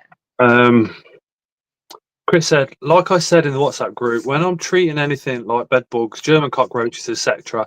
So this is Pest control. Pest control guy. The things we use to treat them are so harsh and violent, yet I still see common house spiders survive. And that's from the treatment that kills bed bugs and the German cockroaches and things like that, yet the spiders are still running around fine. That's Chris, when we have our day out, I'm not going to somewhere where there's bed bugs. You can catch them. Unless I have a hazmat suit. I would not go in the same house as bed bugs. Not even if you paid me $1 million. You know, you can get them from like hotels just by putting your luggage in your room. You can't really say that, Kirsty, because everybody is sensitive to different things.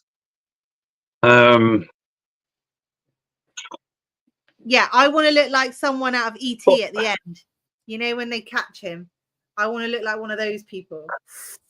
I suppose the only way we would actually know is either contacting a taxonomist that knows the research has already been done and can point you in the right direction, or one that's willing to do something absolutely unthinkable, which is take a spider and expose it. And is that worth it? I don't think it is. I don't know what kind of person would ever do such a thing either.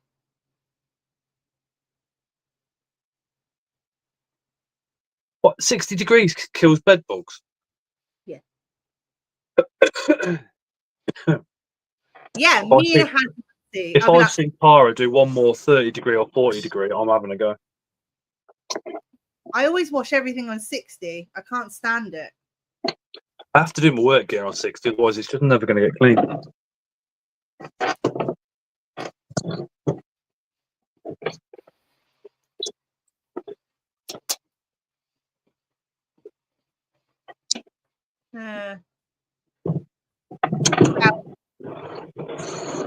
I need to know when in your diary you're in Cornwall.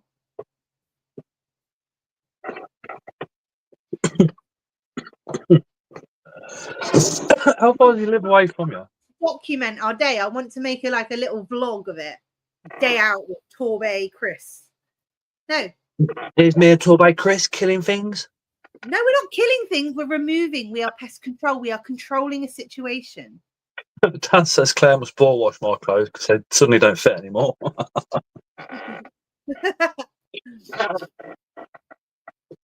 Chris was at Taunton show and he came to the stand and I was like, I'm going, Chris!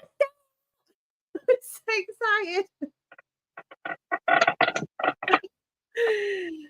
Although I do apologize, Chris. I did put you on a spot because another person was asking me a question and I didn't know what they were talking about and I had to ask Chris. I was like, what are they saying? What do they want?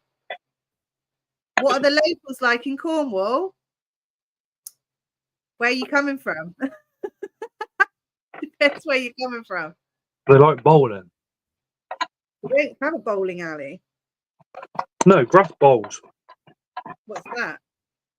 It's where it started, wasn't it, in Cornwall? I don't know. I am Cornish by birth. Ooh. Where are you coming from? Just some 90s kid? And are you coming down on holiday?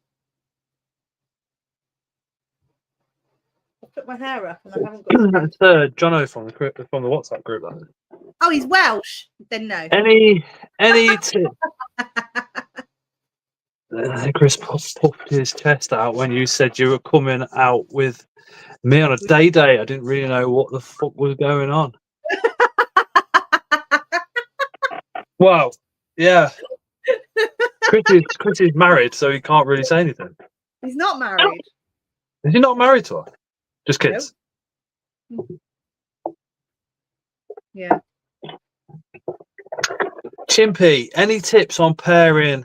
I've got 2 mature male ready to go. Species silver. She's a big girl ready for love. I do need to broken pokey sticky. When I witnessed O Silver with John, there was no condition or anything like that. Put the male in and they did their thing, and it's very much or very similar to humans because they seem to just go literally as we do for a long time before they pair, before they come apart. They don't seem to be like the male shoots off. They're together, and it's like they're building up for it. If that makes sense, it's really interesting to watch because it's not like any other pair, and you kind of see is the Silvers. Hey, Amy.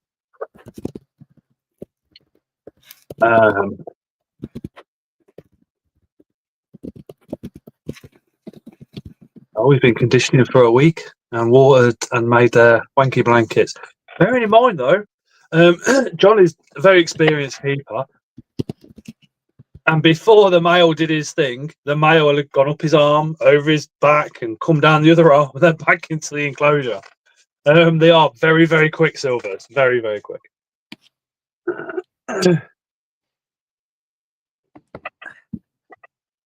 I've got you balancing on top of a centipede.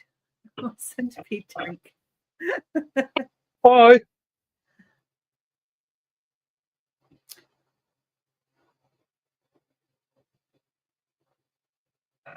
What species is centipede? In this tub, Borneo blue. Borneo blue. Yeah. And then over there, I have what have I got?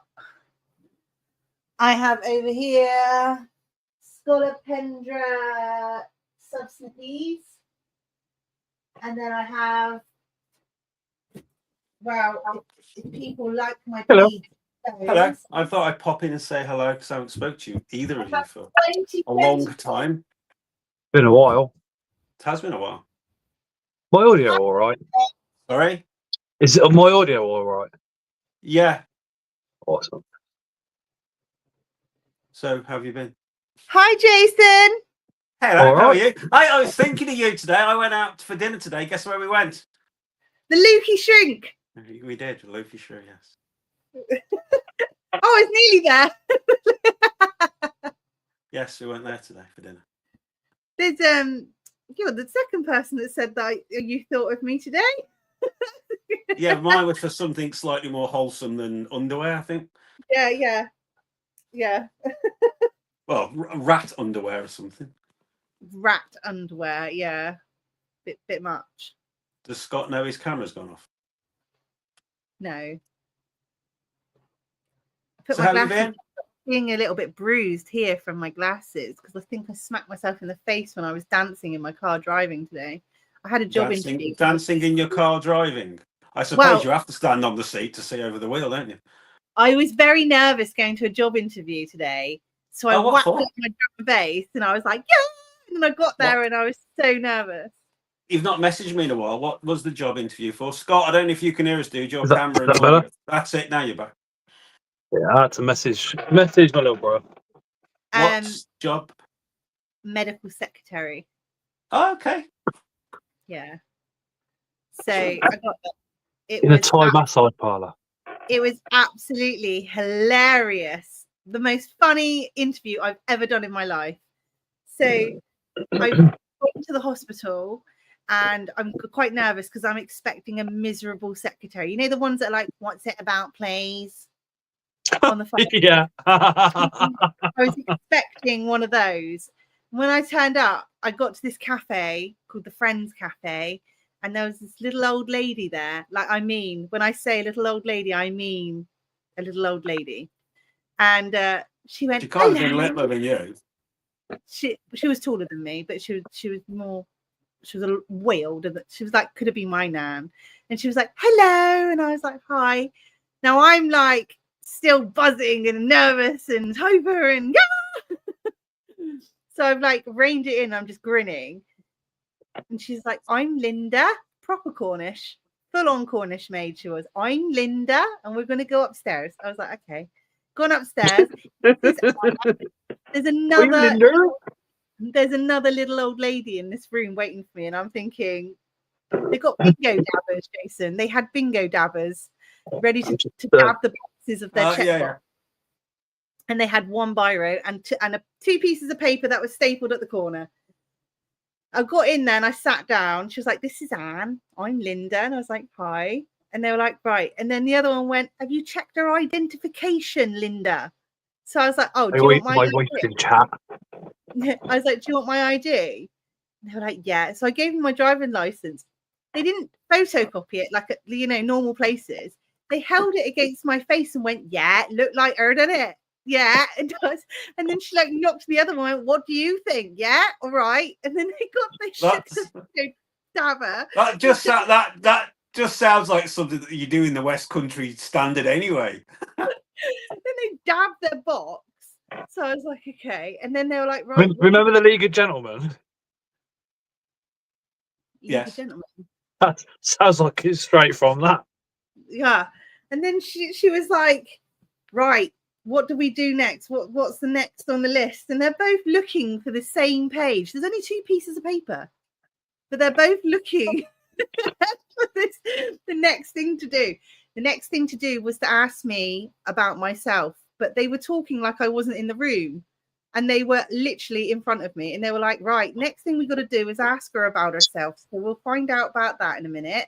And the other one was like, well, we could ask her now. And I was like, well, I can hear you. Would you like me to answer? She's like, what the fuck is happening? So I told them a bit about myself. And then they asked me another question. Why do I want the job? So I told them that. Because I need some money. And then they were like, can I ask a question off piece? And I was like, if you want. And she was like, this won't be recorded.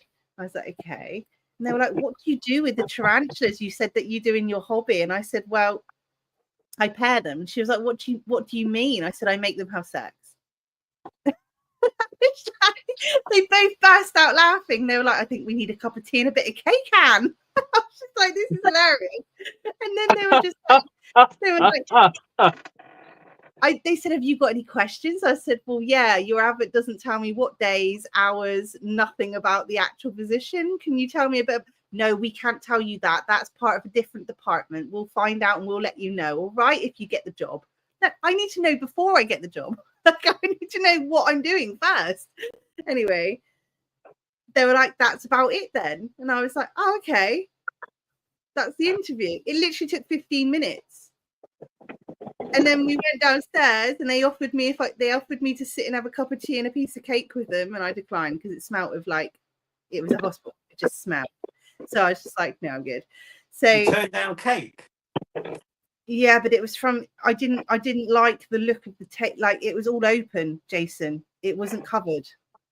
Oh, in a hospital, yeah. Oh, not for me. Been a channel member. I've always been a channel member for 40 months. That's your wife. So supportive. But yeah, no, the cake was exposed to airborne air. Yeah, not for me. I left. Just say airborne. That covers it. Yeah, I know. But yeah, I left and they said that they'll let me know tomorrow if I've got it. And I'm like, how can you Oh, okay, tell? well, fingers crossed. But how can you tell if I'm the right person after asking me like 2 questions? Well, you can't, they can. They didn't even know what they were doing. It was so funny. It was just hilarious. Never seen that before. But it was a really good experience. But we'll see. Oh, well, fingers crossed. If I do, then I've just got that absolute sheer terror of childcare in summer holidays because there's no childcare for ages 8 years plus. It's all nursery age and preschool age. It's mental. I've literally like been Googling so many people. I'm not really keen on using these people for that are like nannies at home where you drop them to their houses. Not really keen on that. I read one of the bios for one of them and she was like, I am a holistic nanny for children and I only feed them organic, homemade, non-sugar, non-dairy, non-something foods. And I was thinking, my kids are going to starve with you if I pay you to feed them. I mean, I could pack them a packed lunch, but like, oh my God, my kids would starve. One only eats meat, no vegetables, just meat. He's literally like carnivorous. I found through the course of my life, if you're hungry enough, you will fucking eat whatever's put in front of you. He's ADHD autistic. He will not. It doesn't matter. Nature takes over. He literally No, I agree with that. Our lad, he can be as hungry as the hungriest man on the planet. If you give him the wrong food, he will not eat it because they do not recognise it in their mind. But you've never starved your kid, have you? No, but it's autism, Jason. He would not eat anything at all. It took me ages to figure out what foods I could put in a plate that he would devour, and it was literally just meat, and it has to be on the bone. My lads drank milk today, a butter sandwich at school, and that's it. Yeah, because he had pizza tonight with his chips and that, and just looked at it, went disgusting, and just had more milk. And the paediatrician says if he'll drink milk, just give him the milk. It's very difficult. It's like producing the worst food on the planet, like that got off fish to you, Jason, and telling you that's the best food in the world, and you've got to eat it. You're going to go no. If the cake offer was the test to get the job, I'm not getting it. I'm not getting the job. I felt like afterwards, I felt like I should have taken a packet of hobnobs with me. I can just remember I'd have been about 19, 20. Me and my mate went to Greece for 2 weeks. We went to Zante, and there was a food bug going around the island at the time. There were people literally, it was horrendous. It was absolutely horrendous. Anyway, we literally got down to our last few quid and still got 3 days to go. And we ended up just spending the last bit of money we got on booze. So we were having to steal water because you couldn't drink water out of the tap. So we were having to just steal water from around by the pool so we could drink, get fluids in us. So we hadn't ate for about 48 hours when we got on the flight home. And there was an old woman sat next to my mate, and we just devoured the on-flight meal, whatever. It didn't matter. We just caned it. And this woman just said to me mate Max, she says, "Oh God, how can you eat that?" And he was like, "We haven't ate for like 2 days." And people were passing their trays down to us, and we were just caning it. And it didn't matter what was on what anyone had ordered. Didn't even look. 19-year-old lads with your appetite through the roof and ate for 2 days. And I've always, when people have said, "Oh, if you're hungry enough, you'll eat anything," I've always, because I can remember that flight home.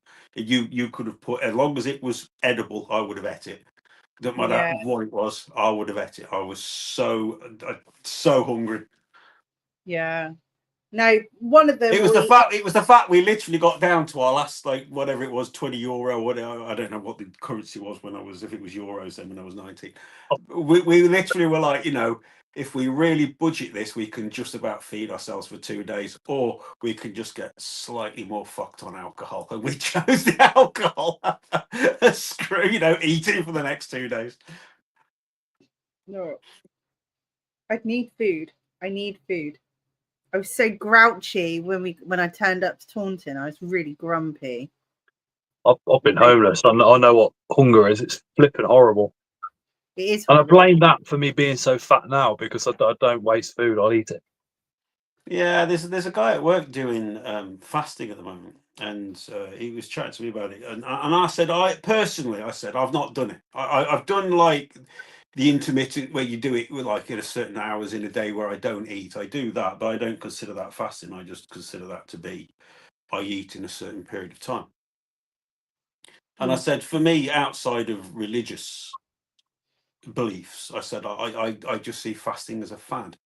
I don't really see it as something, because nobody ever seems to stick to it. I said, I think if you've got a balanced, healthy diet, you don't really need to fast anyway. That's because I know my one mate who did it, he used to like gorge food down him prior to his 48-hour fast.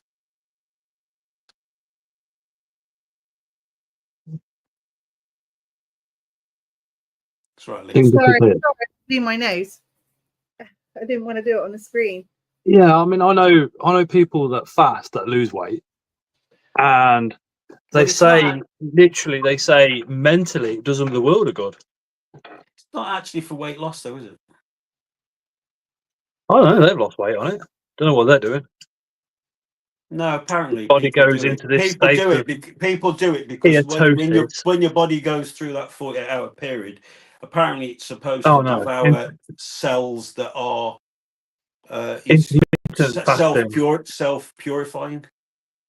So intermittent fasting, where you go several hours. I don't know how many hours it is Yeah, without well, eating. I mean, I do it on a And then 24, so I eat in a 4-hour window in a day, and I don't eat for the 20 hours either side of the 4 hours. so you're doing it, hence you're so slim. Yeah, but that's I've been doing that for 2.5 years now. I mean, I eat 3 times a day, or try to. I don't. But like I say, I mean, 9 times out of 10 is twice. So some days I won't eat until I get home. The intermittent fasting had nothing to do with me losing weight. Losing weight was the fact that I went from having about 4,500 calories a day to less than 2,000 calories a day, and I go to the gym 6 times a week for 2-3 hours at a time. I don't eat breakfast. I don't eat lunch. I have a dinner, and that's it. But when I went to Taunton, I was really freaking hungry, and I wanted to go to the Harvester. That's why I couldn't. That's why I couldn't do fasting, because my body's used to how I do it. I couldn't go 48 hours. I couldn't do a 48. Well, I could do it, but I'd be freaking hungry for 2 days. No, And I don't like being hungry. I think it's horrible to be hungry. I could do it. I could do it, no problem, as long as you left me the fuck alone. So there is Oh. a problem. If I haven't had dinner in the day, if I've never had dinner, I mean, Tara's in chat. She'll tell you. I'll come in and go, "What's for dinner?" And I'm so short and brunt with it. I'm literally, "What's for dinner?" And she'll go, "I don't know." And I'm going, "But what we having?" And then she's like, "I don't know." And I'm going, "For fuck's sake!" In my head's going, "Fucking hell, I want food."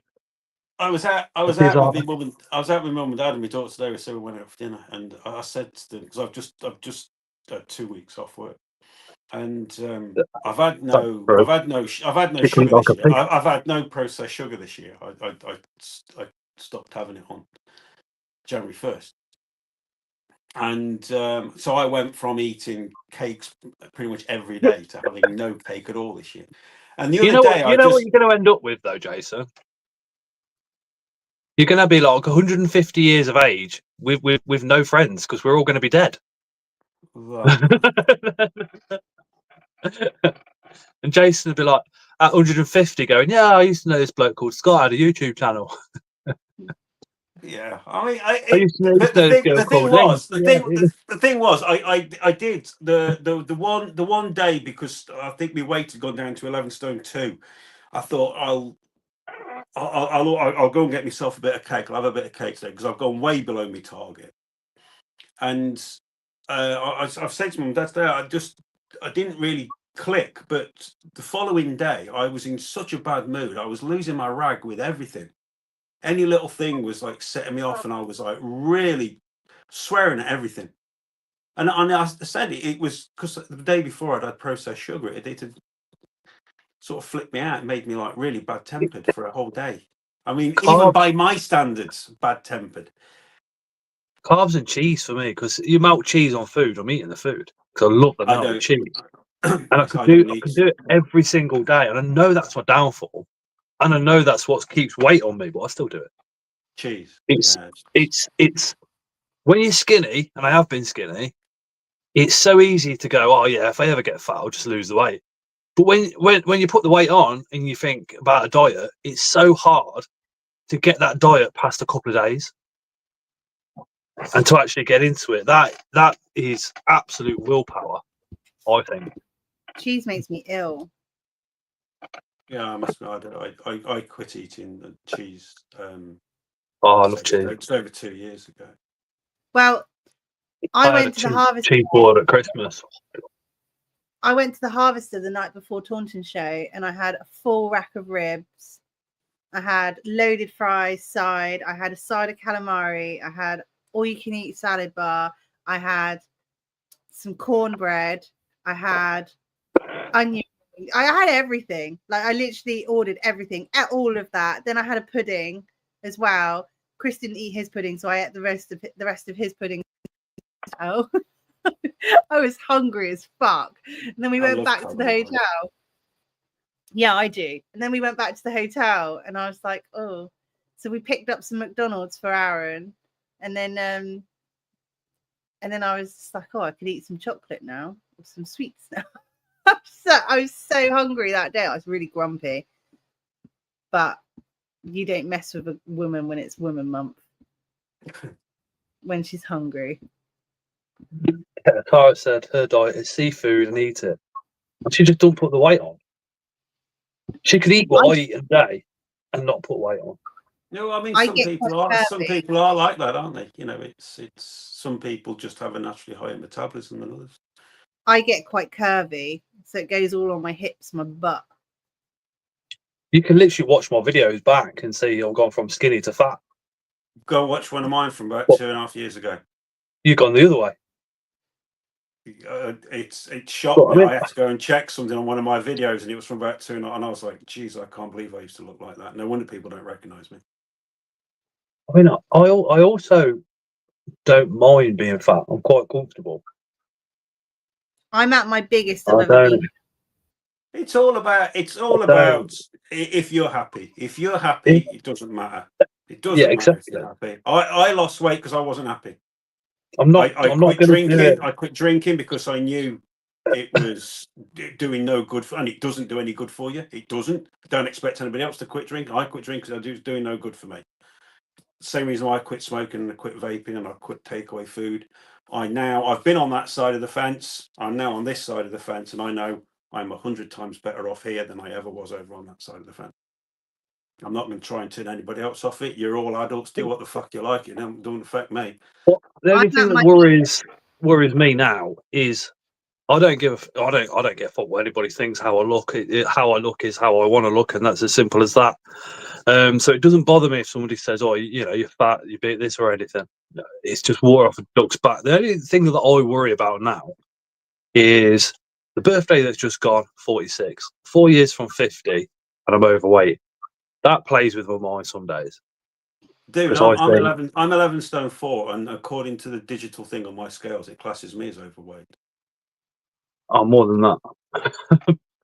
Yeah, it's a load of bollocks, because the thing is, if I go on the one at the gym because they program in muscle density and bone and all that shit, I'm actually underweight. So it can't, the graph that you're looking at online, it's like getting Hafthor Bjornsson in the room and getting bloody Ronnie Corbett in the room. You can't. People, the weighing scales of people. The weighing scales away from the gym isn't taken into consideration the fact that you go gym.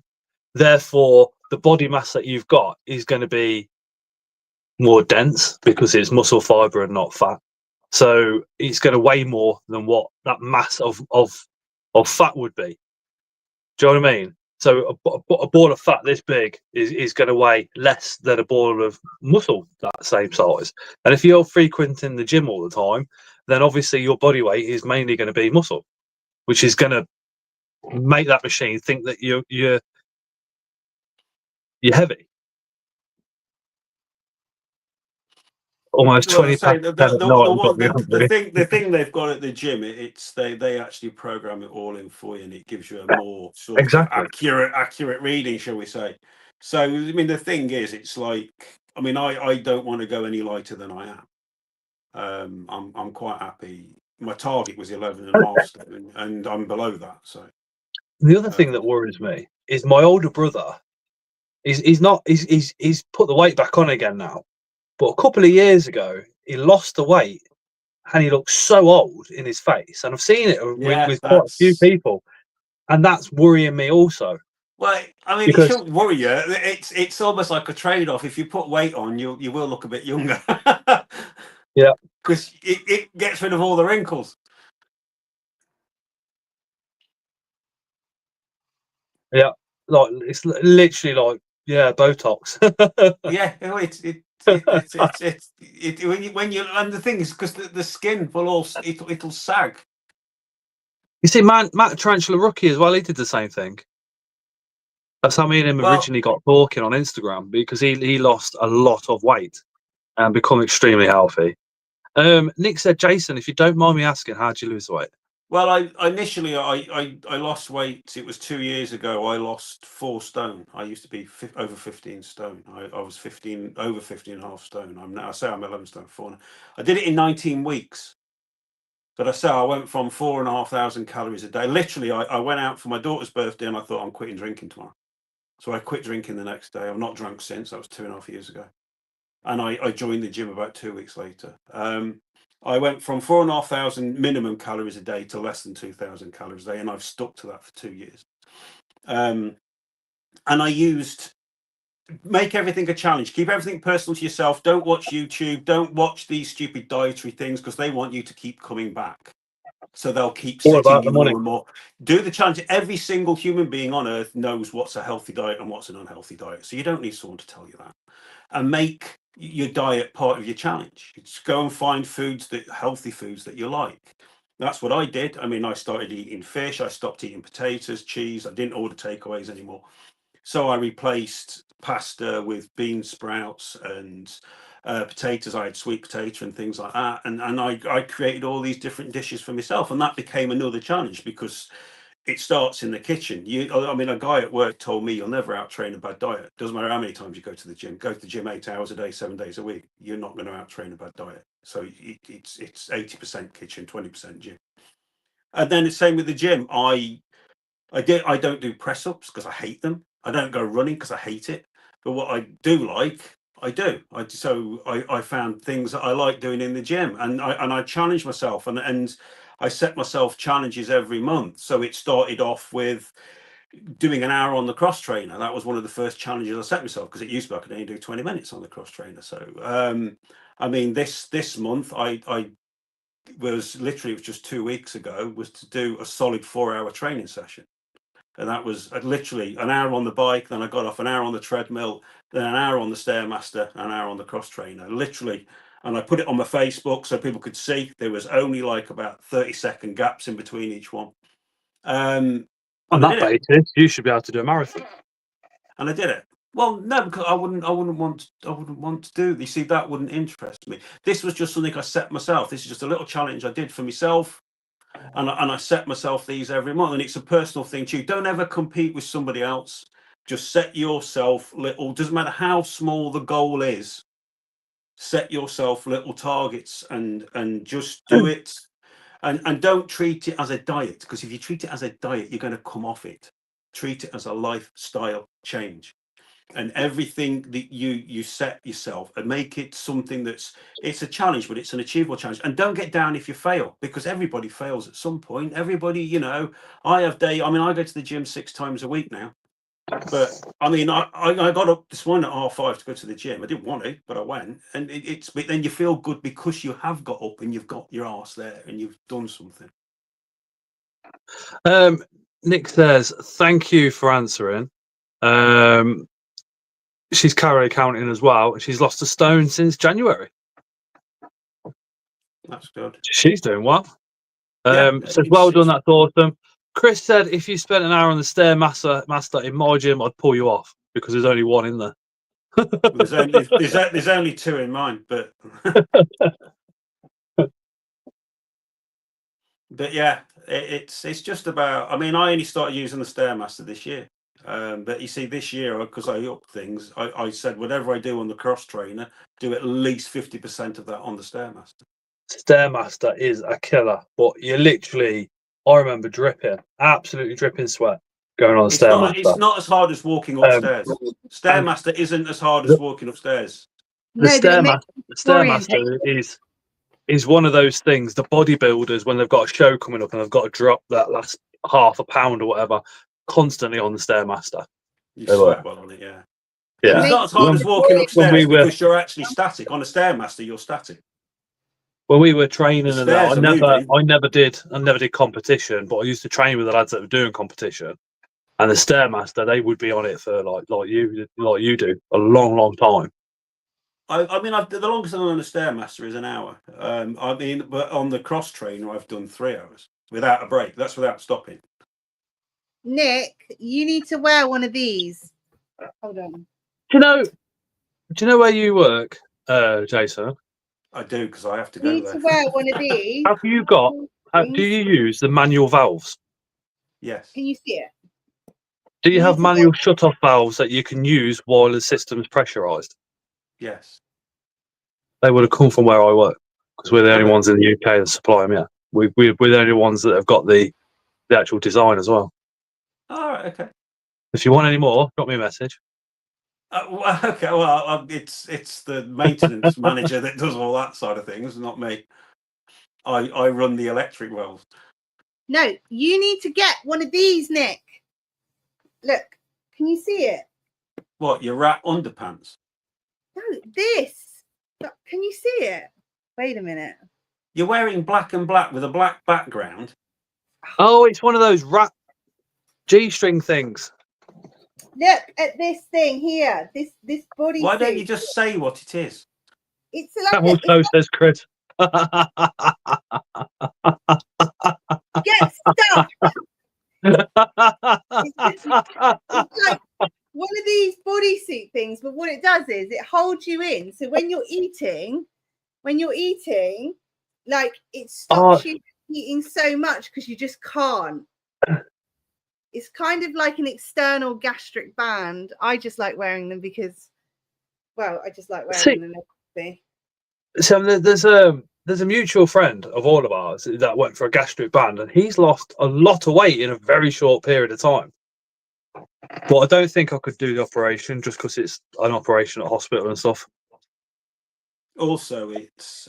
I mean, I know some people do it for genuine medical reasons, but for me, I have an issue with losing weight without the discipline. You know, it's got talking valves and Lingy's showing a belly button. Says Jono. Well, you can't see my belly button because I'm all like covered up. It is a sculpting suit, but I don't wear it to sculpt me because I don't really need to. I just wear it because it's comfy. But they are used to stop me from eating so much. Jason, what mature males do you have? What? Sorry. Mature males do you have? I've got a Rufus. I've got 3 Balfouries, but they're on their way. I've got to send them off to who Jimmy flopped it? Mr. Grindler, Jaden. I've got a Rufus mature male. I've got there was something I noticed something a couple of days ago. I've got a mature male of as well. Oh, a Sciadetti. Sciadetti. No, I don't need a Sciadetti. One of me mature. Hey, Scott. One of my mature male tarantulas died. It was one of the Balfouries actually, and I lobbed it in with the bulldog ants. And 24 hours later, you wouldn't have even known that was in there. I've got no ants. None. Well, yours died. I had a massive die off of everything. Really? So my friend up the road, he had all my slings and grown on stuff, and he went near Christmas or over just after Christmas. He went to his dad's for about 5 days, 3 or 5 days, and he had heating failure, so that fucked all them off. It was in his back room, but his back room is his front room as well. It's a weird house, but the window is a patio window, so it's all glass. So the cold just come straight in and fucked up everything. Oh, But then dear. recently, we unplugged the heater, the extension lead to the shed, and I plugged it straight back in again, and came back in 3 days later, and we'd had -4 in the nights and all sorts, and it killed near enough everything off. But I plugged it back in immediately. Did it trip? Has it got like a trip Yeah. on the? You have to turn it on at the actual radiator. Yeah. It's not like an oil-fed one. I mean, they are but the best extensions to have, are the ones with the trips on them. But you've got to check them if you. no. The actual heater itself, you have to turn it back on physically. I thought it just come back on. So as it got unplugged, I just plugged it back in and thought nothing of it. So you lost your leaf cutters and everything then. So this shed went down to like minus, yeah. Well, if ever you come to my house, you can take one of my colonies with you. Nick, Literally just rebuilding everything now, but I've managed to get a couple of nice spiders. Got the Cambridgei, which she's an absolute stunning spider. Well, if ever you come for a look around my pad, I'll let you take one of my colonies with you to put in your. Oh, appreciate that. Appreciate that a lot, man. It won't be my bulldogs and it won't be my venators because I love them too. But you can choose from the others. Just said to Ling, almost started crying earlier because I looked over and the heart bacteria pulchripes adult female is still alive. I was just like, what? Couldn't believe it. Sorry to hear that. All that. The Euthalia species green female, she survived as well. But everything else. Well, I say if you come and see one, I'll chuck you a couple of spiders in as well. Yeah, appreciate that. Then yeah. But I said one to Ling, but she lets us. Whenever I send her spiders, she lets them die. I mean, initially I was like, oh, but then Tara kind of picked me up and she was like, come on. And I was like, yeah, you're right. So it's just a fresh start. I'm just calling it a fresh start. And that's it. I don't let things die. That's me. My poor little Ragnar. It's a Valhalla. Exactly, my little tiny. Oh, Ragnar. I'm pretty sure I've got a male Valhalla. I think the others are all females by the looks, but I was absolutely devastated about Ragnar. I actually named it. Devastated. Hey Scott, did you see me Shelob statue? Yes. Yeah, I liked it. I was like that. Yeah. It's not a bad little statue, is it? That will do.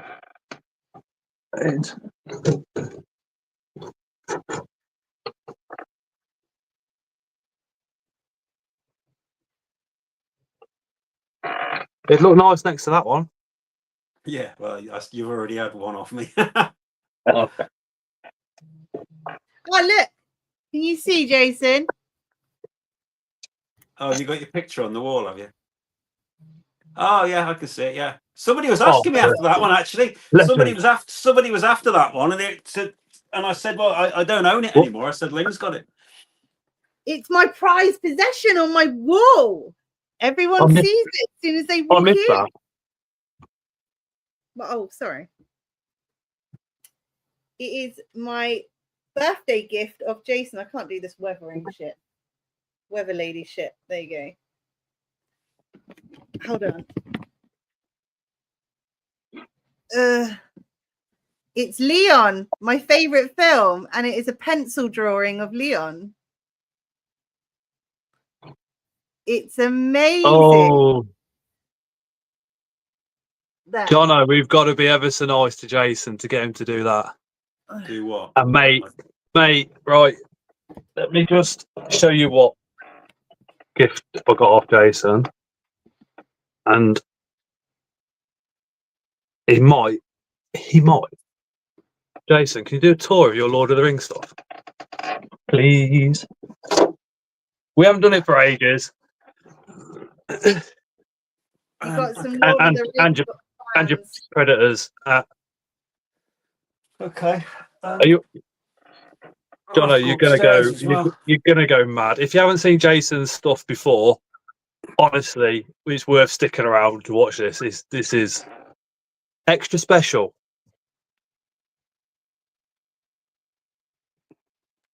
Where is he? There we go.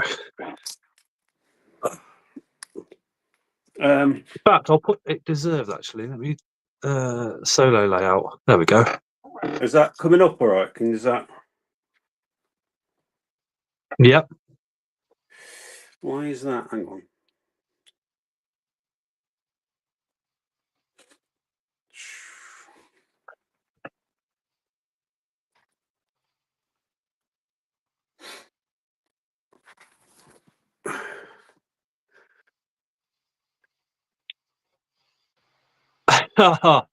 Jono, he's not even started, dude. Trust me. So here's some of the Lord of the Rings ones. So this is obviously the Witch King. And this one has just come today, which is the King of the Dead. Have you got a white light for it? We've got LEDs on. You got any? Can you put them onto white just so we can? That's a what? Camera's got that now. We've said it before, Jason, but these are to scale, aren't they? They're not. This is 6 scale. That one is 6 scale. That is 3rd scale. These are not something you just get off eBay. Put it that way. No, well, you can get them off eBay, but you're not that quality. But yeah, and then over here we've got. This is 1/4 scale. This is the Witch King. Could you do the white lights on those? Sorry, Jason, as well, please. Look at that.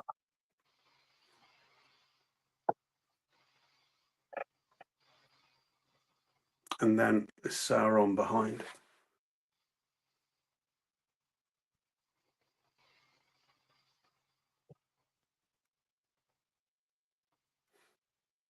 Sorry, the lighting in here isn't great.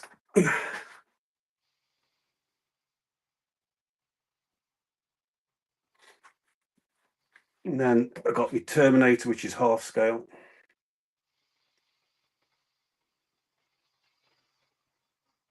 I think everybody that's into Lord of the Rings and things like that is probably just staring at the screen with the mouths open, like I am again. And then we've got the Balrog down here. Look at that.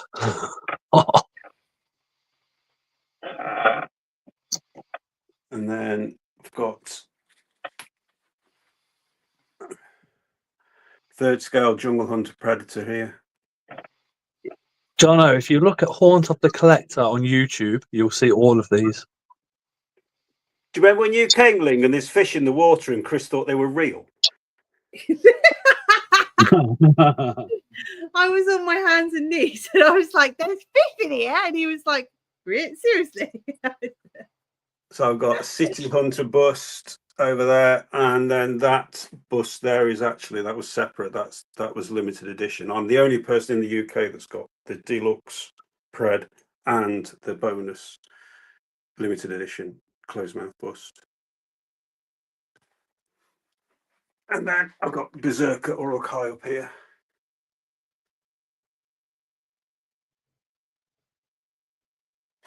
That's 1/4 scale. And then some of the miniature ones got Fell Beast. That's a 5-foot T800. I didn't even realise their size. That's epic, says DMC. What I'll do is put Jason's channel link in. This is a commission piece I had done by a professional artist. This was before I started drawing myself, but I still would have had him do it.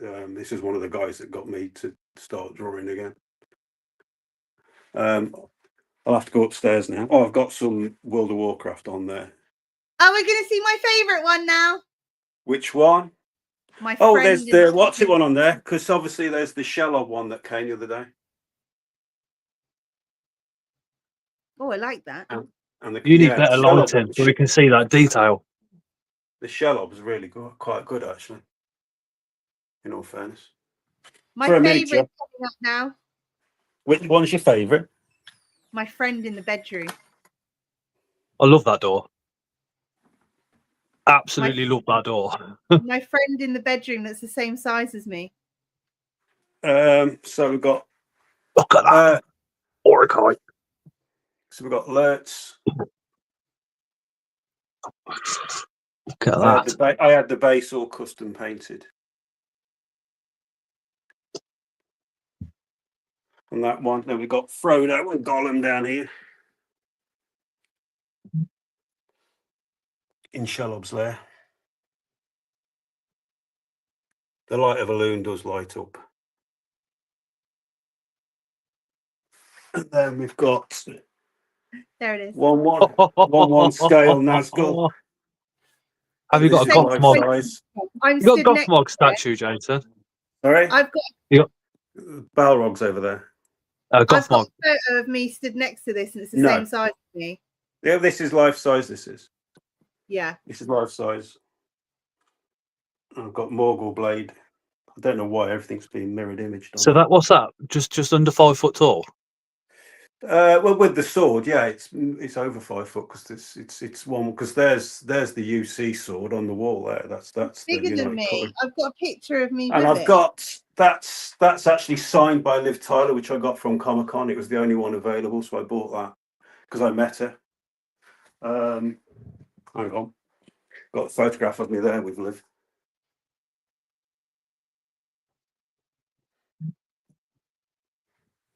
And then got the Balrog over here as well. I think this battery's in this.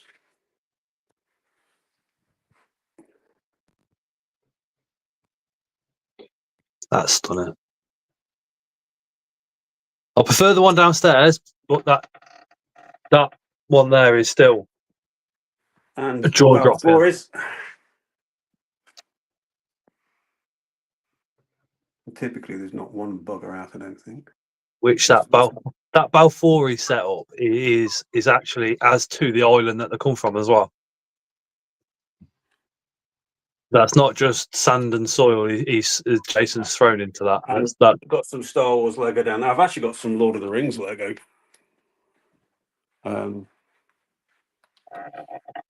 So I've got some of the other animals in here. DMC, just Jesus Christ, thousands worth. I'd have steel shutters on all the windows and doors. Well, these here are the original Lord of the Rings posters. These are the actual from the years they were released. These are the original ones.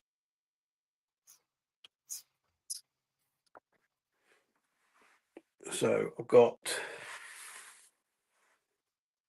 a load of animals in here.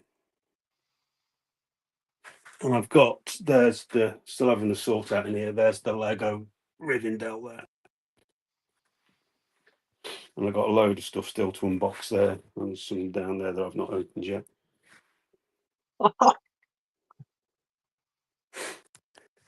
And those are the bulldog ants in there, which unfortunately, I'll see if we can see them. I'm not taking the lid off because they bloody get out. Don't know if you can see them at all. There's one on the lid now. See the size of them. Oh, one of the Byrepes is out.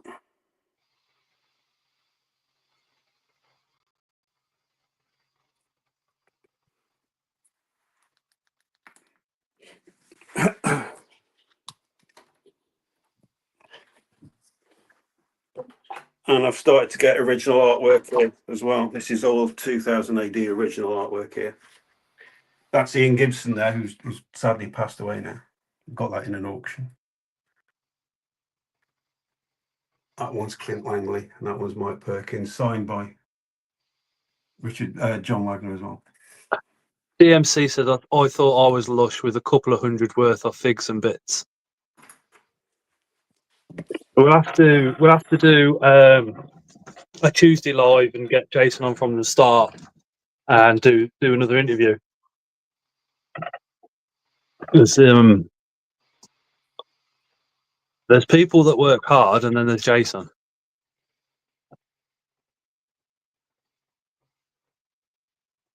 What show was it? Was it Coventry show?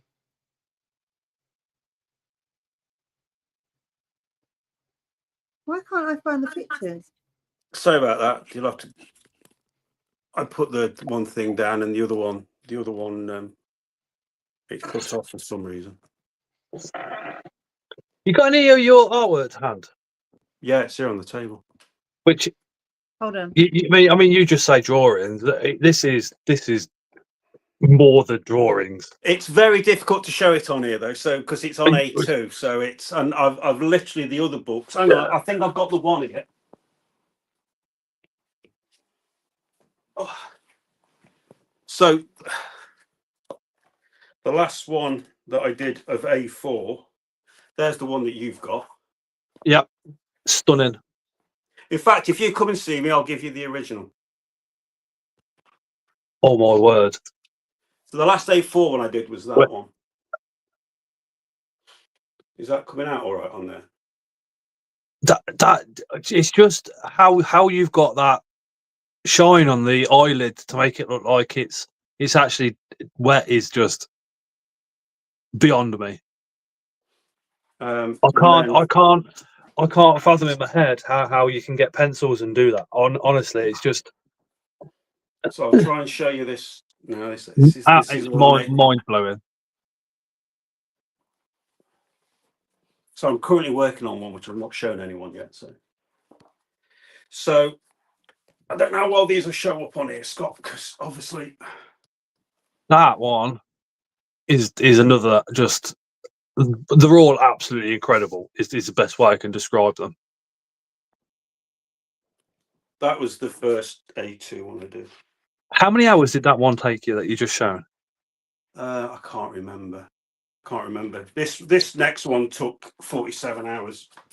I know for a fact. I guess this was the first. So this is Lord of the Rings. That's just.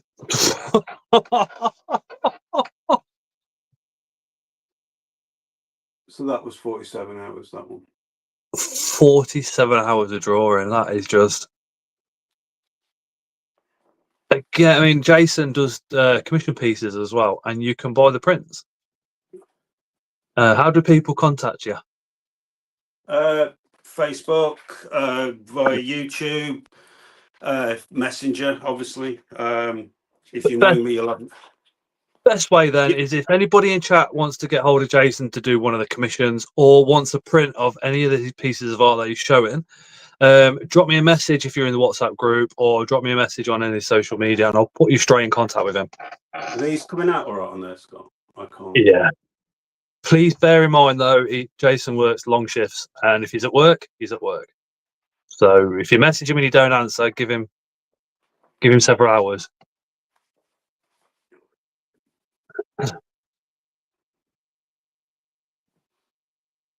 DMC says details are phenomenal. Mate, the details are just perfect. Absolutely perfect. This one I've done for Comic-Con because they got one of the actors out of the first Predator film going. So I'm going to get this actually signed. So this is the longest I've spent. This was 70 hours, which I actually drew off the bus I showed you before.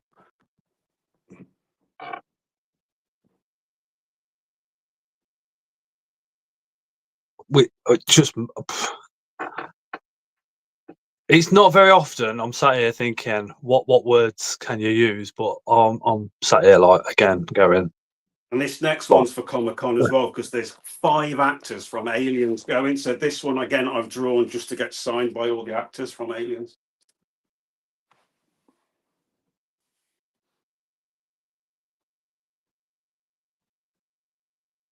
I don't know how well these are coming out, dude.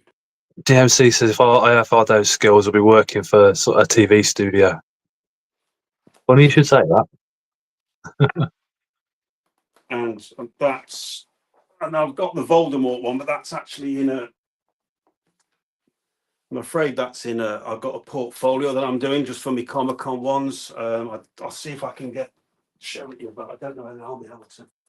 I'll give you, Jonah, I'll give you Jason's link. But like I said, don't message him 1,000 times. Just message him once and he will get back to you. He's a bit like me. When he's at work, he's at work.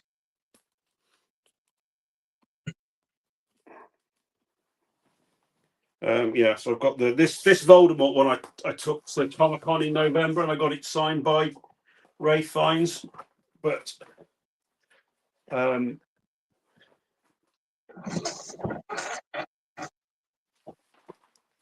again, it's actually in the portfolio, so I don't know if you'll be able to, if it will show up well on. Fuck. So that's actually signed by Ray Fiennes. That one is. Fuck. I would have taken him home. Yeah. Sorry? I'd be stealing that one. I would have taken the man home, Ray. I would have taken Ray home. Like, so yeah, so that's most of the ones I've got. There are some A3 ones somewhere, but I've had a bit of a swap around in here, and I can't remember what I did with my A3 pads. But yeah.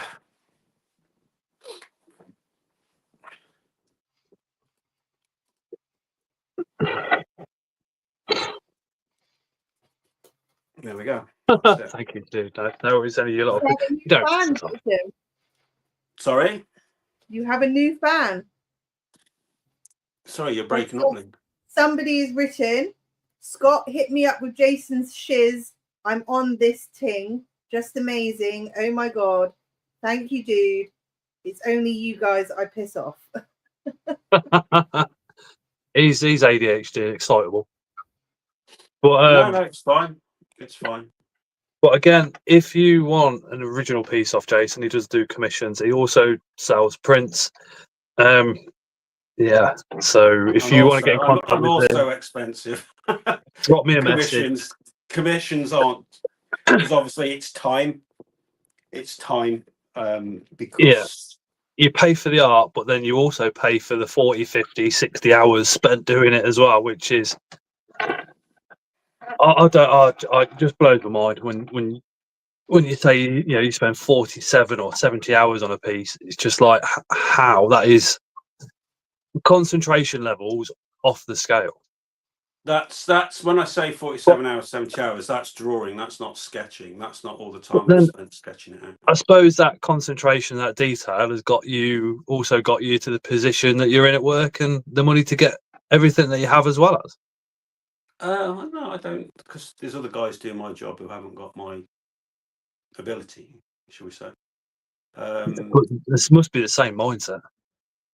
No, I don't think so. I think it's I mean, when I was a kid, I could always see shapes, and I could work light out, and I could work shading out, and so I just used to sit and draw things. But I think it's just you just see things differently. I think it's everybody has sort of abilities that they can do that other people can't do, and I don't think it's necessarily something that you have to sort of overthink. It's just when I do drawings, I like to try and get as much detail in the drawing as I can. I like it to be as realistic and as accurate as it can be. At the same time, I still want it to look like a drawing.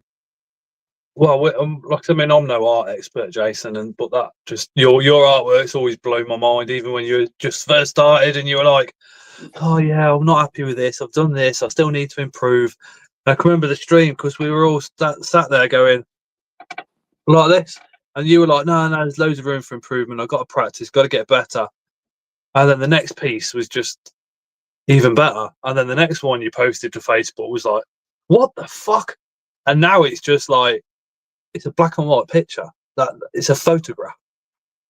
They're absolute photographs.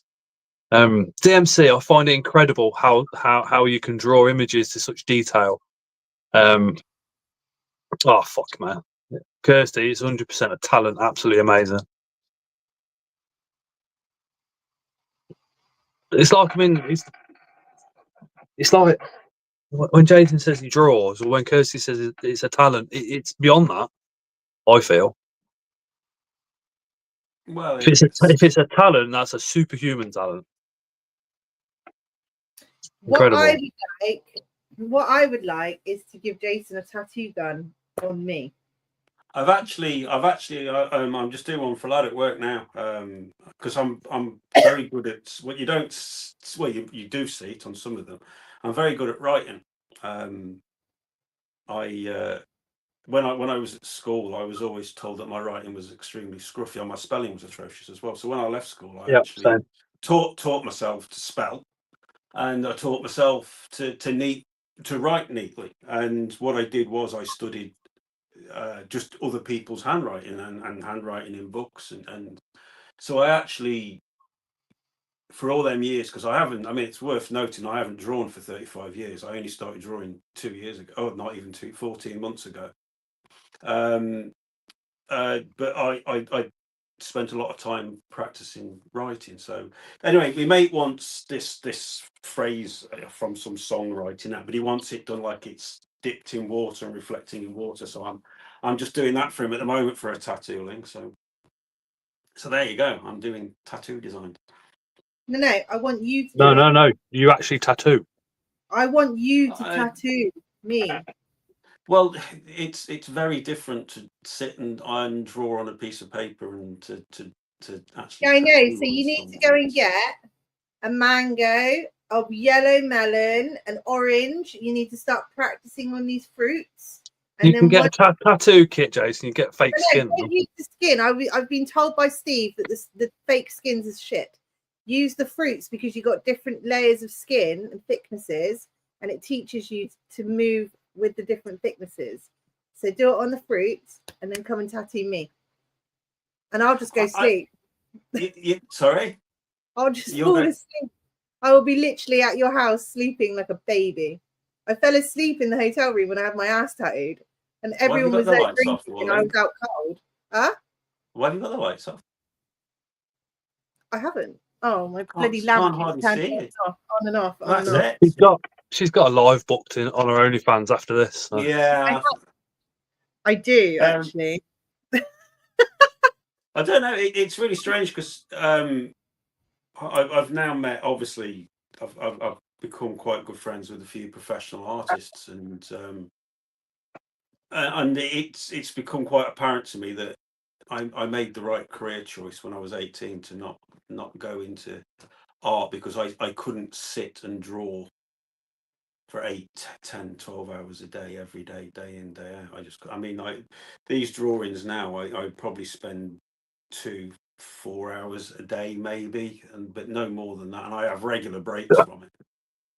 DMC says, funny thing is, I couldn't imagine a tattoo artist being anywhere near that good enough to replicate one of them gifts from God, and that's the truth. I to be honest with you, I like tattoo art. I've seen a lot of tattoo artists that I'm extremely impressed with, and there are certainly tattoo artists out there who do phenomenal work, absolutely phenomenal work. But again, art's subjective. It's everybody's got. I mean, me personally, this is going to be massively unpopular given the live stream I'm on, but I think tarantulas make atrocious tattoos. I've never seen a tattoo of a tarantula that I like. They're just, spiders make fantastic tattoos because they've got long legs and smaller bodies, and you can get really good eye-catching shapes. Tarantulas just sit like they've dropped out of a 4-story window and splattered on the floor. They just sit flat. There's no excitement in the drawing at all, which is why I've said several times to people now, I'm not interested in drawing a tarantula, because they just, they just don't make an exciting shape, whereas spiders do. I mean, look at your emblem behind you. You've got a spider, you've got a tarantula. Because it's got inverts, so it's just to remind people that it's not just my channel's not just yeah, but about again, Tarantula. it's also about when the thing when you do like a lot of my drawings, it's my concept I come up with. It's knowing what aesthetically looks good. It's Tarantulas don't look good. the skinny legs is what appeals to me for that. Yeah, I mean, I did put a tarantula on it, and it didn't look nowhere near as good. And I tried this one, and it was like, wow, yeah, we're having that. yeah, I mean, they do. It's just a simple fact. They do. Spiders. It sounds stupid because the spiders and tarantulas are so similar. So it's safe to say tarantula owners are leg men. You know, it's only a personal thing to me, but I just don't think tarantulas aesthetically look good as drawings or tattoos, whereas spiders look fantastic as tattoos and drawings.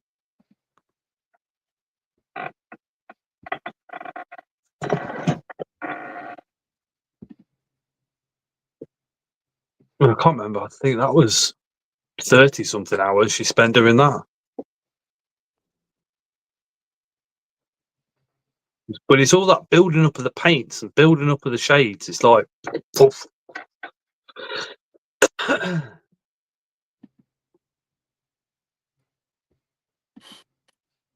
I would like something really dark, Jason. What, like a black? Just colour you in black? No, like really like dark realism, gothic dark realism.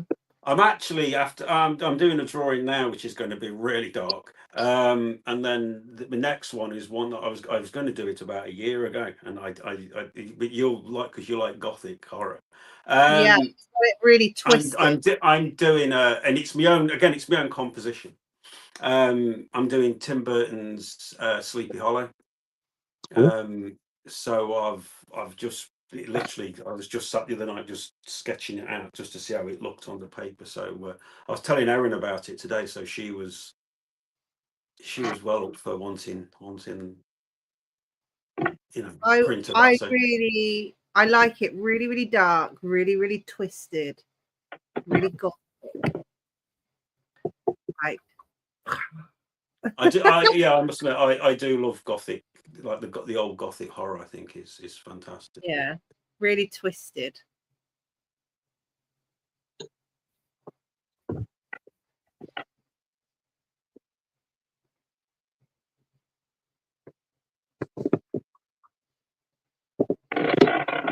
I think, unfortunately, I'm going to have to end in a minute or two. Yes, it is a school night. No worries. It is a school night. I've been told that I must start getting myself back into a routine of sleep somehow. Well, it's been nice to chat with you all after such a long time. I appreciate you coming on again. Listen, are we going out to you at some point? Yeah, I told you you're always welcome. Yeah, I know, but when do you want? Like, what show are you going to? I don't know yet because as it is, I've got me two main big Comic-Cons. I've had to sort out cover for one of those as it is. So when the shows are on, if I can get to one, then I will. But you know what? With my work, we don't get time off. We have allocated time off. Yeah. Well, the next show is in 3 weeks. That's Barnsley. The next month it is April. The rest of this month in April is out definitely. And in May I'm off. I've got 2.5 weeks off in May, but I've got Liverpool Comic-Con, so I'm away one weekend for that, and then the following weekend, 2 weekends after that, I'm at the Outlaw, which is the comic book festival. So all the UK's top comic book artists. But I've got like backstage pass for that one. Well, May is BTS. June is Wigan. I'll try and get to BTS if I can. If it'll be either BTS or Coventry, be the most likely ones I'll go to. Okay, so we'll talk to you about BTS. If you're going to that, then we'll come and see you, because then we know that you're off. Well, you can come anyway, even if I can't make it. Okay, and we'll also talk to you about Coventry, because it's Wigan. So it's BTS, Wigan, Bristol, Coventry. No, it's not. Wigan, Glasgow, Peterborough, Coventry, and then the new Brighton, which is not Brighton. It's Southampton. So, okay. So we're looking at around May time. Yeah. So I'm going to come in, make myself comfy on your squishy sofas again. You can offer Chris coffee with sugar or And no sugar. he'll apologise for every seat he sits in, thinking he's in your way. It was so funny when you He said you literally went round every frigging. I said, "Where do you think? Do you think I just sit all around the house?" It was so funny when you said you want a coffee, and he was like, "Yeah," but you had already made him a coffee earlier in the evening, and you were like, "How many sugars do you want?" And he was like, "None." And you went, "But I put sugar in it last time." And he was like, "Yeah, I'll have some sugar." You were like, "Which one do you want, you dick?" PMC says it's been an epic stream. Jason, your work is awesome, mate. Lynn, gorgeous as always. Thank you. Oh, night. But yeah, it was unfortunately, it has come to that time where I'm going to have to say good night. 11:05. Want to play on my phone for an hour or two. Drop Jono, Jason's link. And again, if anybody else wants Jason's link for commission pieces or any of the prints that he's shown you, any prints of the artwork that he's shown you tonight, drop me a message. I'll put you in contact with him. And again, they do come with a price tag. Just please bear that in mind. It's only because they're limited edition to 20. They're all hand numbered, hand signed by me. And they're all done on it's the Glycine print, so it's the top print, and it's all done on that German high quality paper, which is why I think if you have the A3 ones are the most expensive, and I think they're about 40 quid plus shipping. And if you go for the A4, I think it's 25 plus shipping, I think. And that's pretty much what I have to order them for. So yeah, but it's just because I'm not prepared to send prints out of low quality. Jenna said, "Thank you for showing your work and collection. Much love." Night. No problem. Thank you for watching. Yeah. What else? Thank you, everybody that's coming to chat this evening. Really, really appreciate it. If you've been here since the start, I don't know how you can listen to us waffle on for that long, but thank you very much. Jason, thank you very much for coming in and doing the tour again. Pleasure. Thank you. No, thank you, man. It's our pleasure every single time. There's more every time. There's a bit more every time. I know you got those boxes under your bed, and you're like, "Yeah, I've not unboxed them yet." Yeah. And I'm like, "How can you just leave them and not unbox them?" I've got the Lego Barradur that I've not opened yet. Just because I've got nowhere to put it at the moment. Let me see if I can. I'll put Jason's channel link into the comments as well. Pop over, give him a subscription over there, and the majority of his collection is also on his YouTube channel. According to the collector as well. And then there's the art channel is sort of separate. But if you go on my Facebook, you'll see I tend to put my drawings more on Facebook or on TikTok. It's like Lord of the Rings. The Mad Animal House, my partner has that problem with his Lego. But anyway, thank you all for coming along and the comments that you've put into the chat tonight and the likes and everything and laughing along with mine and Ling's very odd humour. Really appreciate it. Night, everybody. Take care. Night. Bye.